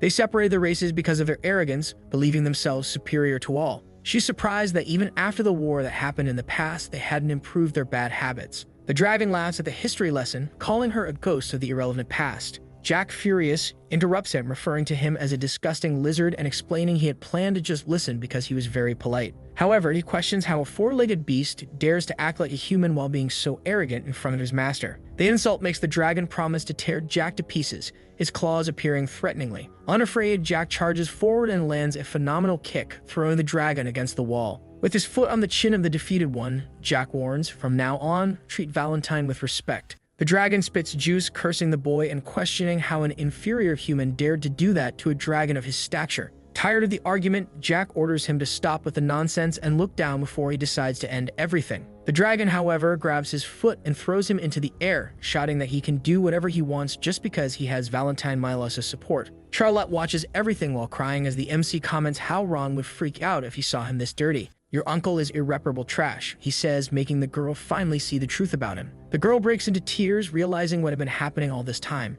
Jack takes her hand, asking her to take a good look at Galactus, and reveals that monster was responsible for wiping out her people, her father, and treating her mother like a toy. Charlotte tries to defend him, but Jack insists that he only needs her consent to end the guy's bloodline now. All that mattered at that moment was the blonde's answer. "I'll show you the power of the one who will take care of you," says Jack, charging forward with his sword. However, the vampire is faster, skillfully dodging all of Jack's attacks. The two resume direct combat, but it seems our boy once again fails to hit his target. The mocking vampire comments that after so much talk, he expected more from a mana user, but clearly he was nothing special. Before he can finish the sentence, his hair falls to the ground, cut by a precise blow. Jack smiles with satisfaction, explaining that the hair was bothering him, and now they could fight seriously. The surprising attack makes Galactus call them the worst names possible, tired of the nonsense. He launches a wind-splitting power against Jack, who surprises everyone by defending himself. Even Valentine is shocked as the boy cancels the dragon's magic with his own abilities. The battle continues until the boy finally knocks the vampire down, stomping hard on his face. At that moment, he recalls the enemy's identity and confirms it was Galactus Machiavelli, son of Luca Machiavelli from the Forest of Magical Beasts. The revelation leaves the vampire pale upon realizing Jack knows his father. He was one of the 5 ruling dragons commanding the forest. Jack couldn't forget the dragon he had decapitated in his past life, though he had never encountered this figure before. Given his current state, he must have had a premature departure somewhere, or had been hiding around. The boy asks why the man acts exactly like his father, and he growls, demanding to know who that idiot was. Jack introduces himself as the first and last disciple of Valentine Milos, the woman he so despised. The defeated one questions how a human destroyed his soul's speech, a magic that was supposed to be invincible. The scene was pathetic. It didn't even look like he was seeing the strongest life form in the world in front of him. He gives the surrendered man 5 seconds to apologize to his master, pointing the blade at him. Even with his face on the ground, the proud Galactus asks what would happen if he refused to obey, and Jack coldly replies that he would reduce him to dust so thoroughly that no one would ever find the remains, just like he did with a certain someone. The tension is palpable as the countdown proceeds, everyone watching in absolute silence. At the last second, Galactus reveals his dragon wings and takes flight, deciding that retreat is better. For now, he should return to the forest and warn the others. Jack looks up, reluctant to use more mana, but knowing the situation had changed drastically. He then summons the post-form of the Soul's Sword, creating a whirlwind of mana in the sky. That surprises the opponent, who was flying confidently. It was the first of the forms of power from the 4 realms, beginning with the sky. Galactus looks desperately to the sky, finally understanding what kind of monster he was facing. Inside the whirlwind, everything was black and white, and Velactus couldn't escape at all. Terrified, he saw the gigantic figure of Jack chasing him, screaming desperately for him to back off. Suddenly, the boy wakes up startled in an unfamiliar bed in a luxurious room he had never seen before. Confused, he looks around until Ron rushes in, surprised to find him awake. The servant fires off a series of questions about how many fingers he sees, if he remembers anything, how he feels. Jack, annoyed, asks him to stop the interrogation and explains that he's fine, but wants to understand what's going on. His first concern is to ask about the girl and the doll, who were with him before. The butler informs him that Charlotte is sleeping in the room next door. He comments that even not knowing exactly what happened, she seemed extremely tired. While Valentine is on the sofa, and the servant points to the green-haired woman to confirm if Jack was referring to that. Our boy smiles when he sees Valentine and greets her with a good morning, which she immediately corrects, stating it's already afternoon, leaving the butler shocked by her ability to speak, and he asks if the lady was angry. The woman responds dryly that he is free to do whatever he wants with his own body, and Jack laughs, teasing her by saying he knew she was worried about his condition. Ron, intrigued, asks how a doll could speak and remain motionless for 3 days, something the protagonist says he'll explain later, because what matters now is treating Valentine with the respect she deserves. Ron promises to follow the orders, still confused but trusting his master's judgment. When questioned about recent events, the butler tries to summarize the complex situation. The bodies of the escort were finally found in the mountains, and naturally, a marquis found out about it. So the Valentier family sent knights to investigate, and believing that Jack might have a clue, they started tracking him. In addition, several people had seen him at Arbelow. They followed clues to the Asenbull region, where the epic battle with a dragon in the sky took place. That's when they found the MC unconscious. They didn't know exactly what happened, but he was already in critical condition, so they took him to the temple for treatment. Ron learned that the boy drank 3 high-level potions alone. It tasted like strawberry, the boy comments, laughing at the coincidence with his favorite flavor. Changing the subject, Jack questions what the servant was doing there instead of taking care of Elizabeth as he had promised. The butler is embarrassed to explain that Elizabeth wanted to come, but the Marquis stopped her. In her place, they sent Ron and an investigation squad with the Marquis' own support. The revelation surprises Jack. Apparently, his father was even dumber than he thought. The atmosphere grows tense when the red-haired informant of the Marquis enters the room without warning. "What do you want?" Jack asks immediately, while the spy is surprised to see him awake. Gonzalez introduces himself as the vice-captain of the Iron Blood Knights in charge of the investigation. With disdain, he questions whether Jack understands that adopting a commoner as a companion is not appropriate for a Marquis. He criticizes the boy's abilities, saying he should at least maintain the dignity of his position. Before anyone can defend Jack, the boy asks for silence and lets the redhead speak. Then Gonzalez says he will ask a few questions. According to what the butler knew, he bought 3 high-level potions for the third young master. Therefore, he would only withstand 3 uses. His stance surprises the informant, who remembered when the brat couldn't even look him in the eyes properly. The redhead reveals that Jack was the only survivor of the incident with the guard and demands explanations. The boy responds evasively that it wasn't anything important, just that his escort had received strange orders to break his bones. But he stops mid-explanation, noticing the man's fearful expression, which suggested he wasn't aware of everything. Gonzalez pressures him to continue the explanation. "It was pretty wild, right?" he comments casually, mentioning what the knight who led the attack had planned. The informant asks if he's referring to Rizon, and Jack confirms, remembering how they threatened to destroy his mana circle. With complete sincerity, the boy states that he simply finished them all, leaving the redhead in shock. But the boy repeats it, making it very clear that he had no regrets. Now clear that it was an internal act and not external, Gonzalez is stunned that the culprit is Jack himself. "It made no sense. I never let anyone who tries to screw me over leave alive," the boy says, asking if he looks like he's joking. The knight warns him to watch his words, calling him a clueless newborn pup. Ron tries to intervene, but is pushed aside and called a disgusting servant, putting Jack immediately on alert. Without hesitation, the MC punches the redhead, who falls to the ground. It was the 3rd time he had taken it silently. However, he soon feels dizzy and collapses onto the bed, which worries the butler. The boy assures him that he's fine, and mentions that the man lying on the floor was just a 7th circle. He asks if Ron isn't tired of pretending to be a powerless servant, making the butler smile. Pulling on his shirt, the boy asks him not to live like that anymore, and confesses that he thought it would be easy for him to go on like that forever, but had reflected enough to know it wouldn't work, arguing that at the very least, the servant should be treated like a person. Ron's face clearly shows that he liked all that freedom. As the butler prepares to act, Jack asks how much time he'd need to cook the redhead, suggesting 5 minutes. But the guy laughs, joking that it was too much time for his cooking skills. Of course, they weren't talking about food. The situation was obvious to everyone present. Ron dominates Gonzalez by force, even while being called a damned servant repeatedly. The redhead tries to fight back, but is always defeated by the butler's 9th circle power. Outside, the guards wonder how a simple servant could cause so much violence. Jack watches the fight with indifference, trying to remember where he had seen those movements before. Even being Ninth Circle, Ron's fundamentals were magical, not martial, though his physique was average. Gonzalez, a Seventh Circle knight, should have won in hand-to-hand combat but was easily overpowered. Even if he were a spy from the Tulkun Empire, Jack would never be able to win in a fight against the butler. Desperate, the informant grabs one of the guard's swords in an attempt to strike his opponent. But before he could attack, Ron knees the redhead in the nose, utterly humiliating him. Our boy watched with satisfaction. His servant had endured disrespect for years and was now breaking free. Looking at his fallen enemy, Ron turns when called by the protagonist. "Why is it taking so long to cook a single ingredient?" Jack teased, smiling. However, behind him, Gonzalez is getting up, ready to charge at him. But Ron is faster and lands the final blow on the redhead, sending him flying. "Needs more training," Jack mocks. Meanwhile, the guards are scolded for just standing and watching. Now alone, the boy grabs the redhead's head, saying it was time for a little chat. He offers a deal, arguing that a capable guy like him could go much further in life. Even humiliated, Gonzalez still tries to belittle Ron until he gets his hair pulled by the boy. "Understand your situation now?" he asks, still holding him. Then he states his offer. Gonzalez would remain as vice captain and have the chance to develop his mana. He was in his early 30s and would surely make a good vice captain knight, so it would be pointless to finish him off, and asks if he wouldn't like to reach the 8th circle. The knight looks visibly tempted. Jack assures him it would be a secret agreement between the two of them. Beside them, Ron was suspicious of the young master's intentions but proud of his growth. The scene is interrupted by Valentine, who taps the servant to get his attention. He apologizes for not noticing her before, trying to introduce himself formally. "You inherited the energy of the Sword family," the woman comments, leaving him completely disoriented. Valentine deduces that Ron reached the 9th circle 20 years ago, indicating a high rank in the past. "You could have reached the 10th circle," she says, suggesting he had the potential to become a master. Ron is confused, not understanding what she's saying about soul control. It had been exactly 19 years since he stopped using mana regularly, and only used mana recently to follow Jack because he had no other choice. The butler reflects that he feels no shame, even being disrespected.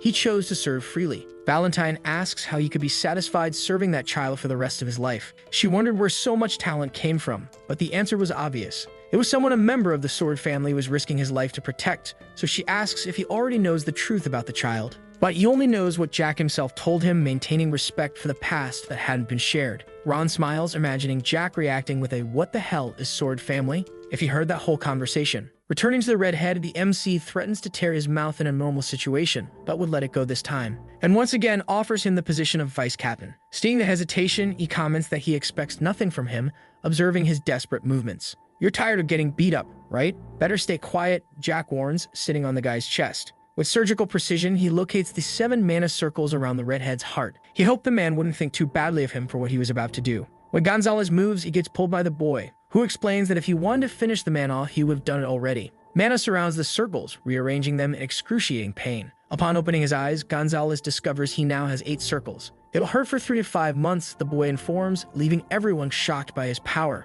The informant was stunned by the boy's ability to forcefully create that. However, now he has only one choice: obey every order from the young master or face terrible consequences. And he mentions the rumors about him being able to manipulate forbidden magic with a frightening smile. Jack remembers when he punched Phelan and the rumor his father spread. Now Gonzalez was confirming it as an undeniable fact. The boy knew how to use forbidden magic. He orders the redhead to kneel and pay attention to what he's about to say, because he'll engrave it into his bones if necessary. Gonzalez must return to the Marquis household and lie that the third young master knows nothing. And within 3 months, 40 problematic members of the Marquis family must be eliminated in secret. The redhead agrees until he realizes the trap. Jack had planted something in his heart that meant much more than just a decoration. It was a sentence. "Don't be scared," says the MC, holding his shoulders. "If you obey me, you'll gain enormous benefits." The boy promises that the pain will be worth it, comparing the power of the 8th circle to an addictive drug. Laughing at the knight's paradoxical situation, he says he always knew the guy would want more. Besides that, he remembers how Gonzalez humiliated Ron during the journey. But now the roles were reversed,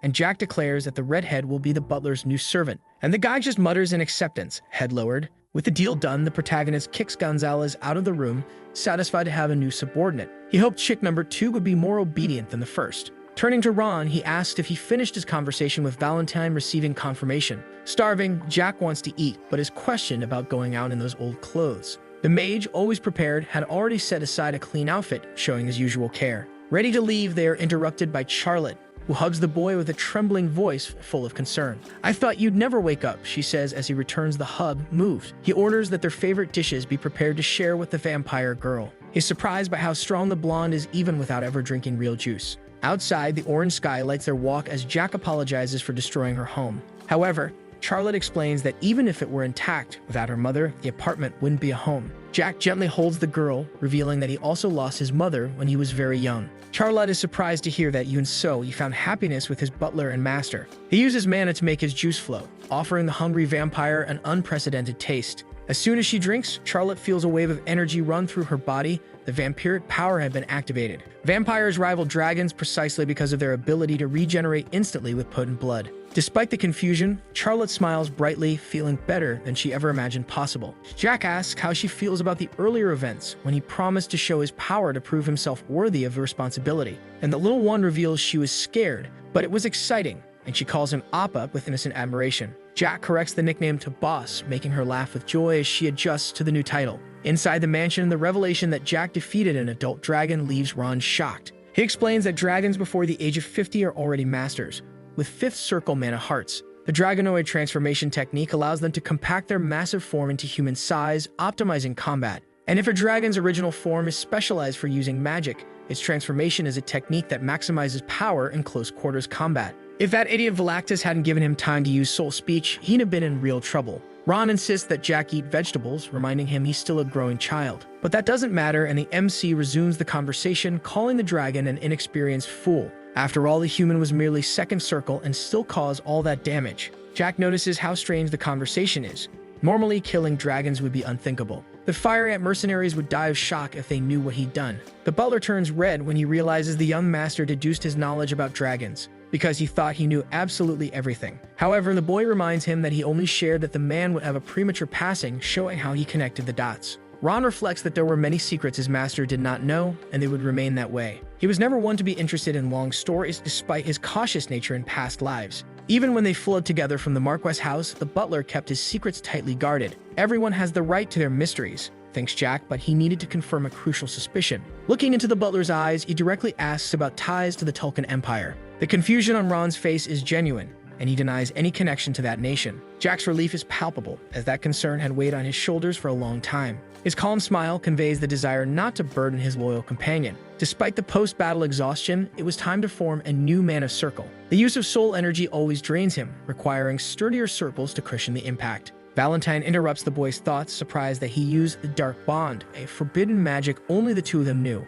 for she had created it herself. In times of war, that technique bound promises to the very existence of the target. So if broken, it wouldn't just affect their circles, but their entire bodies. The mistress asks what Jack intended by engraving something to Gonzalez's heart, and he reveals that he engraved in the redhead a guarantee to protect Elizabeth and Ron. Ron becomes emotional, understanding how much his young master values his survival. The scene is interrupted by Charlotte, who enters the room with tears in her eyes, crying after being treated like a doll by the maids. Jack invites her to dinner, though she refuses, still not used to so much food. Then he asks the butler if it would be possible for Charlotte to attend the academy with the group. Ron hesitates, doubting his ability to arrange such a feat, for he was merely a servant. But the boy argues that he was a very competent servant. Since his praise had no effect, he says that apparently he would have to handle it alone. But he is scolded by the man as he shouldn't resort to blackmail, and he retorts saying he wasn't a criminal to do that. Charlotte's eyes shine upon hearing about the school, a dream that once felt distant, and he confirms that she would go for children should play with other children. The blonde's talent was too great to be ignored. Her age would be an obstacle, as the girl was only 11 and the academy accepted students from 14 years onward. But Gonzalez could help with that with a simple letter of recommendation, so he assures her there's nothing to worry about. A few days later, the group finally arrives at the academy and Ron bids farewell to the boy, handing over his luggage and asking him to take care. He even suggests the boy send a letter if he ever needs anything else, showing concern even in parting. Jack then asks a favor, wanting to leave all matters regarding the Marquess house entirely under his responsibility. He wanted to be sure the servant understood the boy wished to focus completely on his studies at the academy, free of outside distractions. Ron confirms the request, and Jack comments that Gonzalez wasn't as clever as expected, revealing contempt for the redhead. He considers the man merely a disposable pawn, someone to be used and discarded without remorse. The MC also mentions he had given the redhead a specific order, something he wanted the servant to help carry out. The mission involved cutting off hands and legs, but he clarifies he wasn't referring to someone's physical limbs. In truth, his targets were the officials of the Marcus house and the members of Count Mantis' family, a meticulous and cruel plan. With that, Miss Elizabeth's position would become even more complicated, for she was kind and pure. Jack didn't want her to become like the protagonist, but believed that the fall of that house could be the trigger for a change. He then asked Ron to take good care of her, showing a side that was both protective and calculating. The man seems proud to hear his master's words, commenting that he had changed quite a bit since recent events, something Jack agrees with. Upon entering the academy, the doll comments that he had a good monster inside him, but could be called a good person. The MC takes the opportunity to compliment the doll, saying she too is a good person, despite her stubbornness. The woman, however, rejects the comment, calling it empty and meaningless, maintaining her firm stance. When Charlotte sees the academy building, she comments that it was her first time in a place like that, showing admiration. Jack asks her to observe everything calmly, as she would be attending that place from now on, making her radiant. An academy staff member then approaches, asking if he was from Valenti, and the blonde's response is almost automatic. She runs to hug the boy, while he wonders if the woman wanted something specific with that approach. The staff member asks for permission, informing that the headmaster was waiting for him in his office, revealing a certain urgency. The man comments that the boy was well known there, mentioning his dark and striking past. The bloodied son of a noble family found amidst destroyed buildings was still a recurring topic. Even though some time had passed, the story still echoed, especially before the father of the current Duke Assemble. The former Duke, Rommel Einhard Assemble, still kept that place exactly as it was in his past life. A flashback invades the protagonist's mind, remembering that room and a conversation about an important test. He questioned if that was really all he had to do, complaining about the classes he would miss because of it. The old headmaster, however, assured him that as long as his name was on the official ranking, he would not be expelled. Jack's heavy eyes showed his disappointment, knowing that his older brother and father conspired against him. He was sure they would try to kill him before he reached adulthood, a cruel reality that the headmaster confirmed. The man had seen many children in the same situation, but could only offer a private room as help. Trembling, the boy wondered how he should live from then on, feeling the weight of loneliness and betrayal. The headmaster then pats his head, concluding that it was up to him alone to decide his own path from that point forward. Now in the current life, the boy is more confident and smiles, proposing a bet to the headmaster, something that surprises him. He explains that he was once in the man's debt, and that this was the time to settle it. All he asked in return was a small favor, something that could change the course of things once again. Hearing that, Rommel comments that the boy had changed a lot since he first found him, covered in wounds and barely able to speak. To the headmaster, it might have been only a month, but to Jack, it was 20 years, enough time for landscapes and people to transform. Interested in the proposal, the old man asks exactly how he would save his life, since, if he was right, the kingdom would fall within a month in the war against the Empire. The kingdom of Tesla may have fought bravely, but the Empire had 30 masters, many of them hybrids with dragon blood and bones implanted. In addition, Tulkin had over 1,000 Manning users above the 7th circle, while Teslan barely had 2 masters and fewer than 100 high-level warriors. With such a brutal difference, 1 month was more than enough. In fact, 3 days would suffice if the protagonist were a Tulkin commander. The only reason Teslan had resisted so long was Headmaster Rommel and his army of battle mages, around 700 soldiers trained by him. Without the accident, or rather the betrayal, of his most trusted advisor, the kingdom could have lasted another 2 months. Upon mentioning the traitor's name, the headmaster's eyes widen and he scolds Jack for addressing an instructor by name, but the boy remains unfazed. He calmly explains that Brutus Marcos was a Tulkin spy, current vice instructor of the swordsmanship department, 6th Circle Knight, and vassal Assemble. Rommel retorts, saying that was slander and that Jack would regret not listening, but the boy merely smiles. In a few years, when he stabs you in the back, you'll think, "I should have listened to that boy," the MC taunts, igniting the old man's patience. The headmaster, furious, advises him not to do anything he can't take responsibility for, preferring to pretend the conversation never happened. In the end, he releases the boy, pulling out a pocket watch with a crest and affirming he would not repeat his words. Seriously, he asks him to summon Brutus to his office, and so the boy does. Inside the room, the man faces them, starting with compliments on the protagonist's good work, but informing him there was no longer a need to send reports to the Empire. The man's expression is priceless. He freezes, asking what the teenager is talking about, but Jack just laughs. Out of patience, the boy says the man wasn't diff, just kind of dumb, asking him to make things easier and admit it already. Realizing he had been discovered, Brutus tries to defend himself, suggesting Jack suffered psychological trauma and warning of the consequences of the accusation. But the boy, short-tempered, already loses his patience, and before the spy can finish his speech, Jack throws the watch in his face and declares that he talks too much for a traitor. That takes the man by surprise, but the protagonist remains impassive, not fully understanding the situation unfolding before him. Bernardo asks his superior for explanations, but before he can get any answer, Jack lunges with a precise strike to the man's chest. The boy immediately regrets the attack, but it's already too late, and he charges again, questioning what the MC thought he was doing. Agile, the boy easily dodges the counterattack, leaving the instructor even more surprised by the unexpected skill of the child. At that moment, Jack is able to perceive the sixth circle mana protecting the man's body, but he knows that even the strongest have their weaknesses. Taking advantage of that, he delivers 2 brutal blows to the opponent's stomach, throwing him far with excessive force. All that violence leaves the old headmaster stunned, while our boy remains calm, determined to extract a confession from the spy. It's almost painful to see the man's state, now lying on the ground, his face marked by the beating he just took. Then the boy insists that he confess already, making it clear that there is only one chance to leave alive by cooperating. Brutus, however, remains firm in his act, pretending not to understand the accusations, which only makes Jack smile coldly. He touches the man's chest, testing his resistance before aiming at something even more vulnerable. He knew well-constructed mana circles were hard to break, but also that destroying something built with care has a much greater impact. Keeping his hand over the spy's chest, Jack announces that he will ask a few questions, and that if he doesn't get truthful answers, he'll break his circles one by one. The man's face contorts with tension, but he still tries to maintain composure, even under threat. The first question is direct. Would he confirm being a Tulkun spy? The mere mention of the topic makes the instructor tremble, but he denies it. His wrong answer prompts Jack to begin breaking the first mana circle, reducing the man to a user of only 5 circles.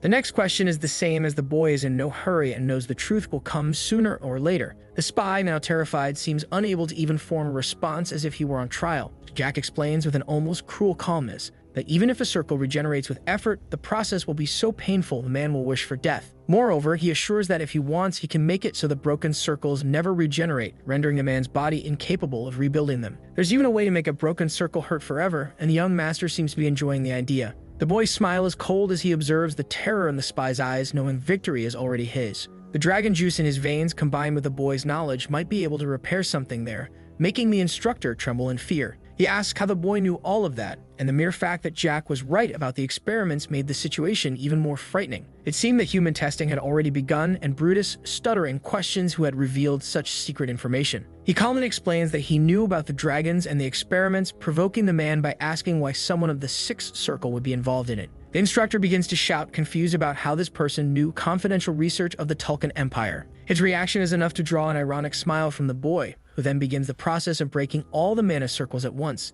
He mocks the fallen man, and by the end of the process, Brutus is completely destroyed, with no strength to react. With that resolve, Jack turns to the headmaster, indicating it was time to hear his request, but the old man is still sulking, processing everything slowly. Brutus, even defeated, grumbles that the Empire would never forgive him, and that soon they would tear his body to pieces. Before he can continue, the boy slaps the instructor's face, silencing him for good. The headmaster, now out of excuses, admits he will have a hard time dealing with the mess caused, but can't deny the boy is mysterious. He definitely was not the same child Rommel had met a month ago. Indeed, he had changed a lot. Jack asks the old man to simply forget the matter, and the headmaster agrees not to ask for details, but still needs to know one thing. How did the boy uncover the scheme? He wanted to understand about the dragon blood, but is interrupted by Jack, who reminds him of their agreement. The headmaster should already know about the continent's situation.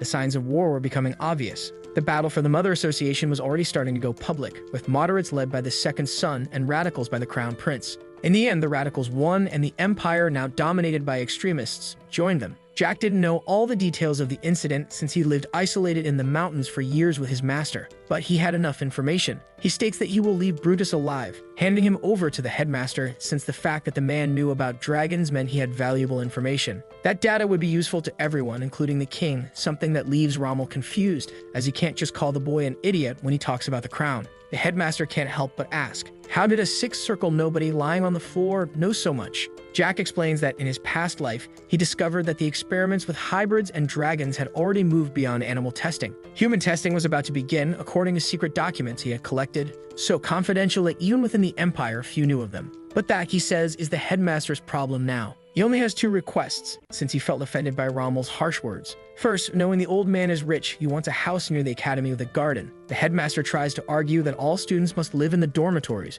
but Jack reminds him that he himself taught that every rule has exceptions. Tired, Rommel asks him to just say the second request, which is simpler, to accept Charlotte as a student, even though it's the 2nd semester. The rules only allow new students at the beginning of the year, but once again, the protagonist brings up the matter of exceptions. The headmaster asks if the girl in question is the pale blonde waiting outside, and yes, it was Charlotte, who was now squishing Valentine as if she were a doll. Curious, Rommel asks what the relationship is between the two, and Jack replies that he's her new guardian, provoking a chuckle from the old man. Leaving the room, the boy is greeted by Charlotte, who who celebrates his presence with visible joy. He asks if she waited long, but the girl ignores the question, anxious only to know if she'll be allowed to attend the academy. With a smile, Jack confirms that yes, and it sounds like music to the blonde's ears. For a moment, she seems happy, but her face soon lowers, as if something were bothering her. The hero notices and asks if something happened, to which she responds hesitantly that she never expected something like this to be possible. She always heard that the academy was a place exclusive to chosen humans, and she knew she wasn't human.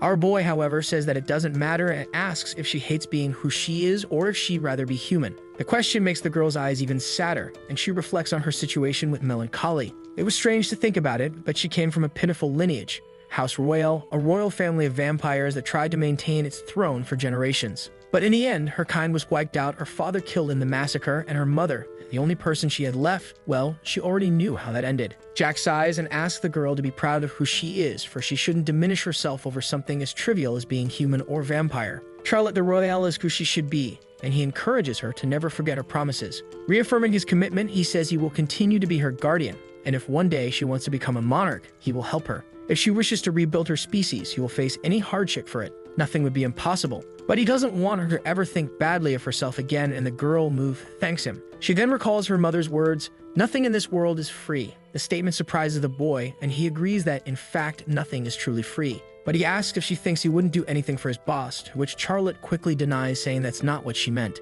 He then jokes, saying that in the distant future he might charge her for something, and the girl smiles, crushing Valentine in a hug. She promises to help him when the time comes, and seeing her so cheerful, he suggests a walk while the house isn't ready. A few minutes earlier, Rommel had assured them he would take care of Charlotte's enrollment either that day or the next. He also promised that her residence would be ready in 2 hours, but would send staff to take care of the mansion, since maintaining such a large place was difficult. Jack thanks him, knowing that the staff are actually an excuse to watch over him, something that doesn't bother him. During the walk with Valentine in hand, the master praises the boy, impressed by his words. For a child, he spoke surprisingly wisely about identity and acceptance, something she hadn't expected. She always thought he was just a weirdo, but now realizes she was wrong. She doesn't know if that's an insult or a compliment, but decides to take it as a compliment. As they walk, they spot a blonde boy training swordsmanship, a hardworking young man, but someone who didn't concern them. Valentine, however, pulls Jack's ear, insisting that they stop to watch. The three sit on a bench observing the training, and he notices that the swordsman must be no older than 17, despite being very tall.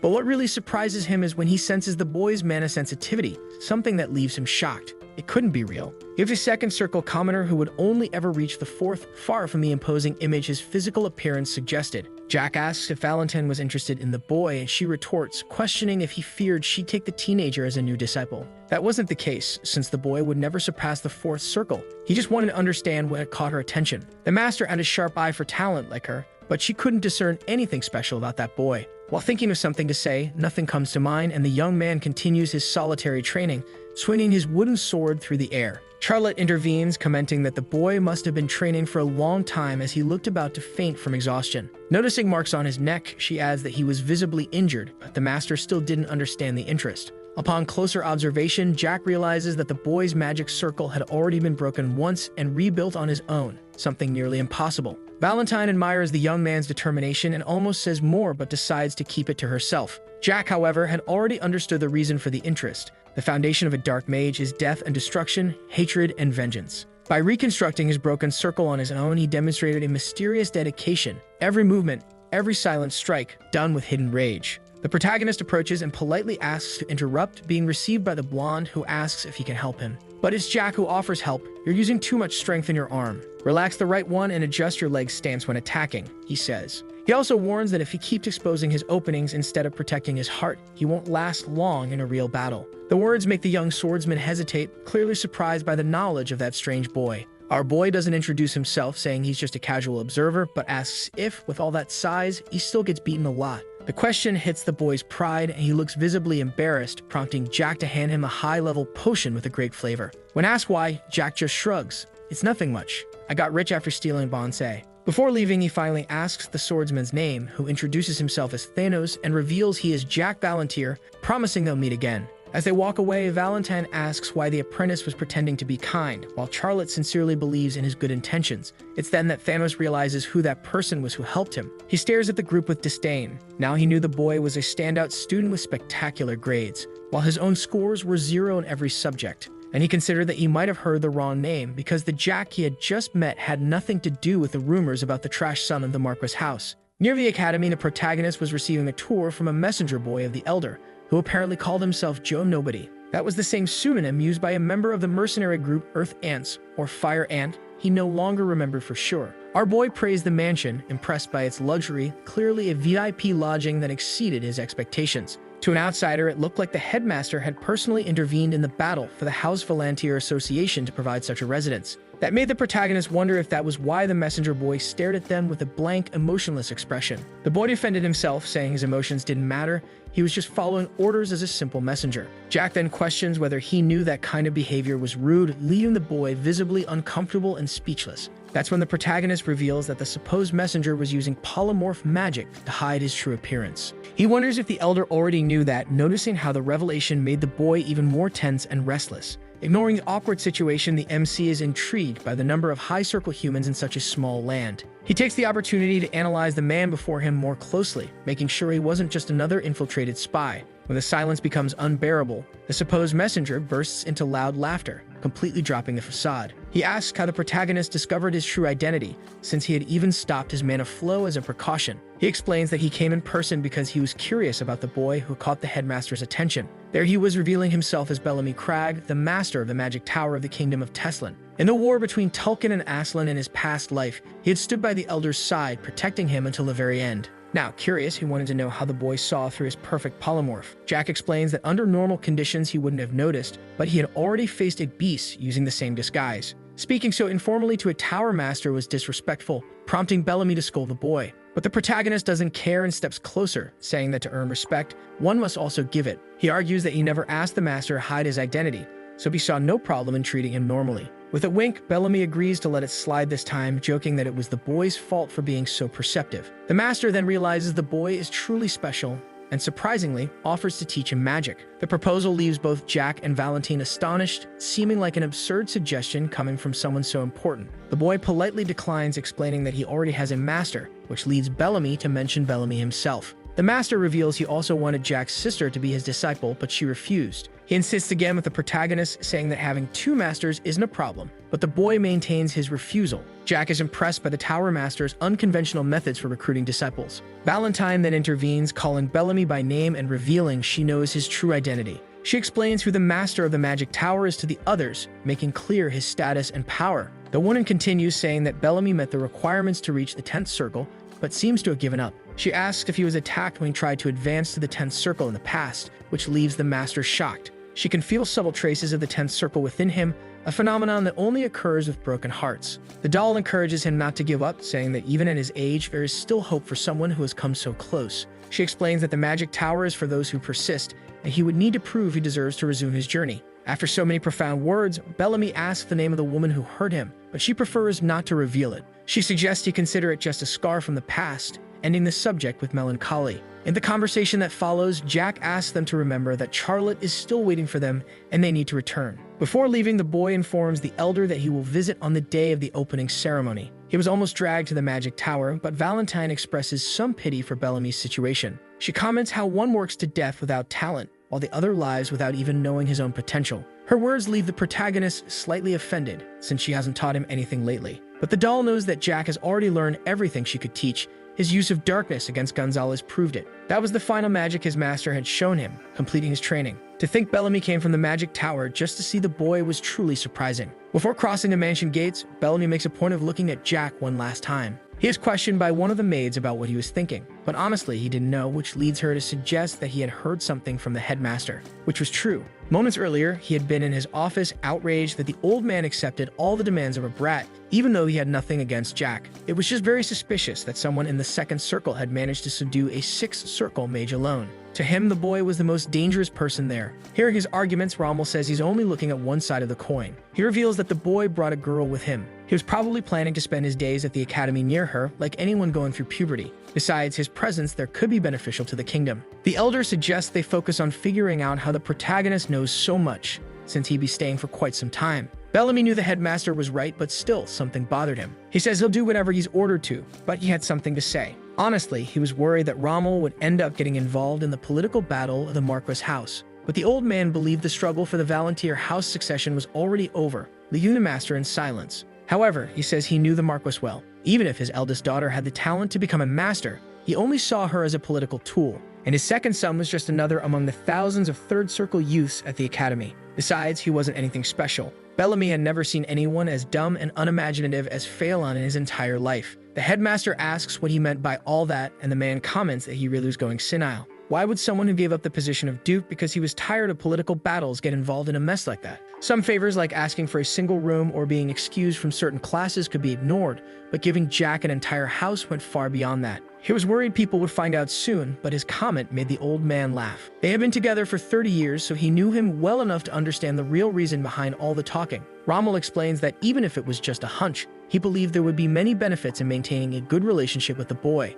which the man found strange, but the headmaster kept smiling. Then he suggests that Bellamy personally visit the house once it was ready to see what kind of person Jack really was. Though reluctant, he decided it was better to accept the proposal. Now, after the whole conversation with the MC, he understood what his old friend had said. His thoughts make him smile involuntarily, prompting the maid to ask if it really happened. And he confirms, explaining that he just remembered something. Inside the mansion, the boy had already won over the maids as well as a chef and 5 bodyguards. With them gathered there, he asked that they monitor him as best as they could, assuring them he'd make it easier for them. First, the boy informs them that he loves meat, so they should prepare plenty for every meal, along with fresh vegetables. He knew it wouldn't be as good as Ron's food, but it would be decent enough. He spoke about food as if it were a very serious matter in scaring the guards. He had to make the most of his new staff. His chef even had his name in the Guinness Book, though he looked like a Mongol. As for the guards, there were too many to remember all their names, so he affectionately nicknamed them the 5 Musketeers. The boy teases, asking whether the elder had trained bodyguards or spies, whichever they preferred to be called. Apparently, everyone there had already experienced a mana break at least once, so he informs them that they could learn from the boy who rebuilt his broken circle at the academy. Shocked, one of the men asks if the headmaster told him about them, but the boy denies it, asking him to stop questioning and get to work. In the middle of the lecture, Charlotte walks toward him to comment on how grand the place is. Now it was time for a tour of the mansion with his little brat. The elder handed over the mansion on August 9th, and classes wouldn't resume until the 16th. However, 5 days had already passed by the time he noticed. It had been a great vacation, of course. He bought clothes for Charlotte, ate delicious food while they strolled around, and even watched a musical together. It was a lot of fun, aside from 2 little things. First, he realized that although he hadn't lost his combat sense or mana control, his stamina was terrible. So, on one of the days he went out for a run, he was interrupted by the blonde calling out. She wanted to do everything her master did. Jokingly, the boy threatened to leave her behind if she couldn't keep up, which was totally unfair. When they stopped, she thanked him and asked if the boss would meet that same guy again, and he confirmed. Second, when the boy went to meet Thanos, he found him training alone as always. He was tireless. From what Jack had observed in recent days, he was a genius of effort. Completely talentless, but probably ranked first in the academy in terms of hard work. Let it be clear that Jack was very straight to be going there every day, getting involved in the life of that buff dude. But those wounds intrigued him, so he decided to ask why he seemed to have more injuries with each passing day, using the excuse that he wanted to know if the blonde had used the potion Jack gave him. He looked sad as he stared at the protagonist, who immediately asked what was with the funeral face. Thanos estimated it was worth 40 gold coins, which Jack confirmed, and all he said was that he would pay the boy back. This irritated the MC, who just wanted to know if he drank it or not. With all those injuries, some of the buff guy's bones were probably fractured by now. It must be harder for him to wield a sword with numb limbs, but he turned his back, saying that if that was all, he'd return to training. No normal person could train every day in pain like that, and Jack was sure he stayed there all day long. Jack comments that he didn't understand why a persistent guy like Thanos was walking around taking beatings, leaving him completely tense. Even Valentine thinks the protagonist had a talent for being annoying, and he asks if she didn't also think he was cute. But all she could do was feel pity, adding that if he really learned from her, he should know she saw all the hatred hidden in the blonde and all the desire he carried. Traits that, according to the master, pushed him forward,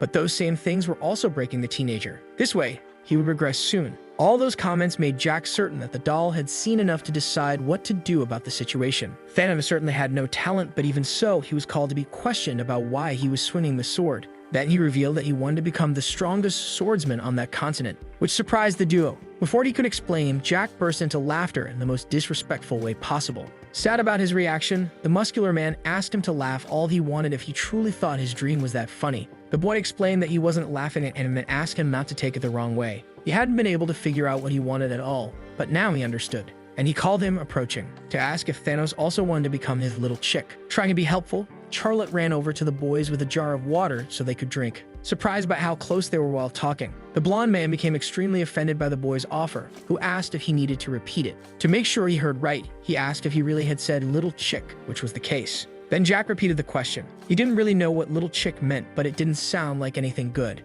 In that case, the MC asked if the muscular man would like to be a freeloader, which seemed to make the blonde even more hesitant. Basically, he wanted to turn that teenager into his vassal. When he informed him that he was just a commoner, the mentor received a big "so what" as a response. So Thanos explained that he had nothing of value, much less money. But that didn't matter to the boy. Besides, he had already heard of the Volunteer House and noticed that the young man was very different from the rumors, which was even more irrelevant. Insisting on denying it, the guy asked him to find someone better than a talentless commoner to be his vassal, because he wouldn't be of much help. Jack stared at the guy thoughtfully. It was kind of funny how they worried about him even when he didn't need to, arguing that he wanted to become the best swordsman there, and that's why he wanted him as a vassal. If he thought he wouldn't help, it was because he had already confirmed his own failure. Completely ignoring the mentor, Thanos added that he knew he had no talent for mana. That show of self-deprecation made the protagonist call his attention, saying he was only seeing the bad side of things because he had a talent even greater than mana. Countless people had something like a talent for mana. There were cases of farmers with great skills in that regard who died living normal lives without even letting that talent bloom.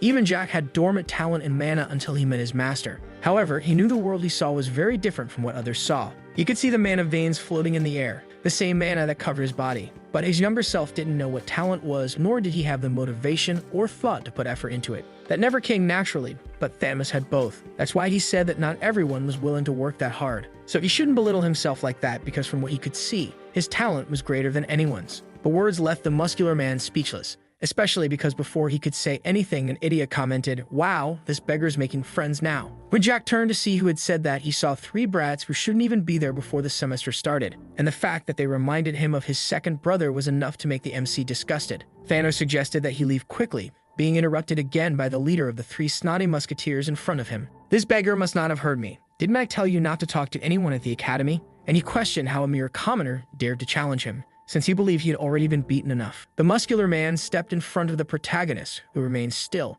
asking again that he leave because this was his problem alone. Realizing the situation, Jack asked if those wounds on his body had been made by the trio. His eyes filled with psychopathy at the conclusion. The red-haired brat spoke again, deducing that the boy had given that high-level potion to the pauper. That intrigued him, because no one but the two of them should have known about the existence of that potion. Crossing his arms, the little one asked if the group had taken the potion he had given the guide, who assured him he would pay for it as soon as possible. He couldn't believe he had been robbed of something he gave the boy just like that. He even thought about cursing the guy in front of him, but preferred to understand what he had to lose to get beaten by trash, like those kids. The new nickname seemed to offend the captain of the bullies. Thanos wasn't interested in arguing about it now and insisted that it was time for Jack to leave before he got hurt. Tired of it all, the MC stated that he wasn't going to leave. Now that he knew they had taken the potion, he was involved in the mess. He ordered the two hidden escorts to come out from wherever they were to handle it, but the redhead played dumb. So without the cooperation of the supposed escorts, Jack prepared to attack, warning that he would take everything the trio had until they showed up.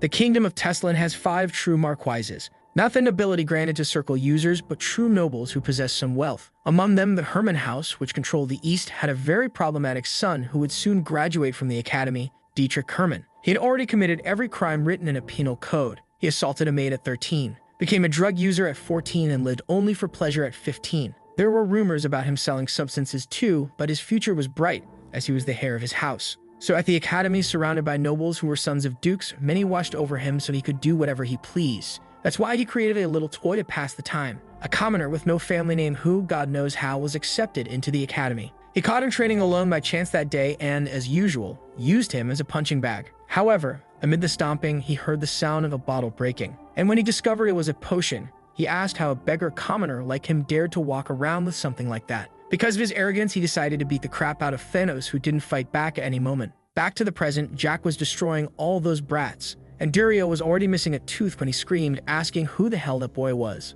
Before he could hit him with a piece of wood, our boy kicked him, disarming him. Charlotte and Valentine were already used to seeing the boy getting into trouble, while Thanos watched with them. He managed to take down all 3 without any help, and even so, he complained because he still had to go back to training his endurance. When he thought it was over, the redhead dragged himself closer to the MC, stating that he was the eldest son of Marquess House. But Jack was only impressed that his escorts hadn't appeared yet. The boy looked confused, as if he truly didn't know what he was talking about, and he kept rambling about how he would never forgive him and would immediately report his actions to his house. However, the sight of the boy ready to stomp toward him ended his speech of power. Then, as usual, our boy stomped on that sausage water, provoking the kid's bodyguards. They finally appeared, ordering him to stop the torture. They were furious, but Jack quickly said they wouldn't have seen that scene if they had shown up when he asked. The men asked if he had any idea we had just attacked, and the boy didn't really think it was necessary to know. Turning to Thanos, he asked him to remind him of the redhead's name, and the guy whispered, Dietrich Hermann. Even in the worst possible position, the brat had the nerve to face the muscular man and question how he dared to speak his name with the filthy mouth of a commoner. That comment earned him a solid kick in the face, which wouldn't make it any prettier. Jack turned his attention to the hooded men, wanting to know why Thanos had been taking a beating from those three for so long. Full of rage, one of the men charged toward the MC, determined to destroy him. But, as usual, he easily dodged the blow. However, something threw him off. Another henchman was chanting a mana incantation corresponding to the highest class of 6 circle spells. Large-scale explosion magic. If they succeeded, they could wipe out the training field, Thanos, the red-haired boy, and his master together. But our boy feared nothing and began to channel his own blue mana, commenting that the two really did seem like a bunch of criminals. The boy had improved his skills and could now concentrate all of his mana in his hand. Even if the servant wanted to create an explosion, all the magic turned against him. Jack was satisfied with the perfect strike. Everything went exactly as he wanted. However, the man, now in tears, still hadn't given up and was about to attack again. The MC noticed an important detail. The opponent's movement was identical to the first time. The man realized that Jack would attack again with his right hand and by ducking, dodge all the blows. The enemy's movements were far too predictable. Our boy slides under him and hits his chest with a precise punch. After Jack's strike, the servant, even injured, draws his blade and swings it over his head. He steps back slightly, lifts his leg, and knocks the weapon out of the opponent's hands. He was too dumb to even learn a lesson. While he's holding his injured hand, the small one has already circled behind him. A hand wraps around his hooded head, pressing and depriving him of air. His body quickly loses strength, and Jack is surprised by how fast it ends. Now the servant's mana is blocked in his body, and it's unlikely he'll restore it. With a spell like that, a servant could cause serious problems for the Academy. With an almost broken voice, the fallen man asks Jack how he removed his magic. Jack replies that he doesn't need to know. What's left is to admit defeat to a 14-year-old boy. Leaning slightly, Jack reminds the man it's time to explain why they mocked Thanos. To them, the commoner was nothing more than a toy, a commoner who couldn't even complain. Jack decides to start the reparations with something simple. He asks for the money back for the elixir. It might sound like a joke, but it would have been better if the men in black cloaks weren't so stupid. Grinding his teeth in rage, the servant asks what the elixir matters now that Jack is an enemy of the Hermann family. But he doesn't care about the family. The elixir was his, and he wants his money back. With an innocent smile, Jack asks if the black-cloaked servant doesn't agree. The elixir cost 40 gold coins, and they took it 5 days ago. It would be fair to return it. He then proposes a deal, 5,000 gold coins extending his palms.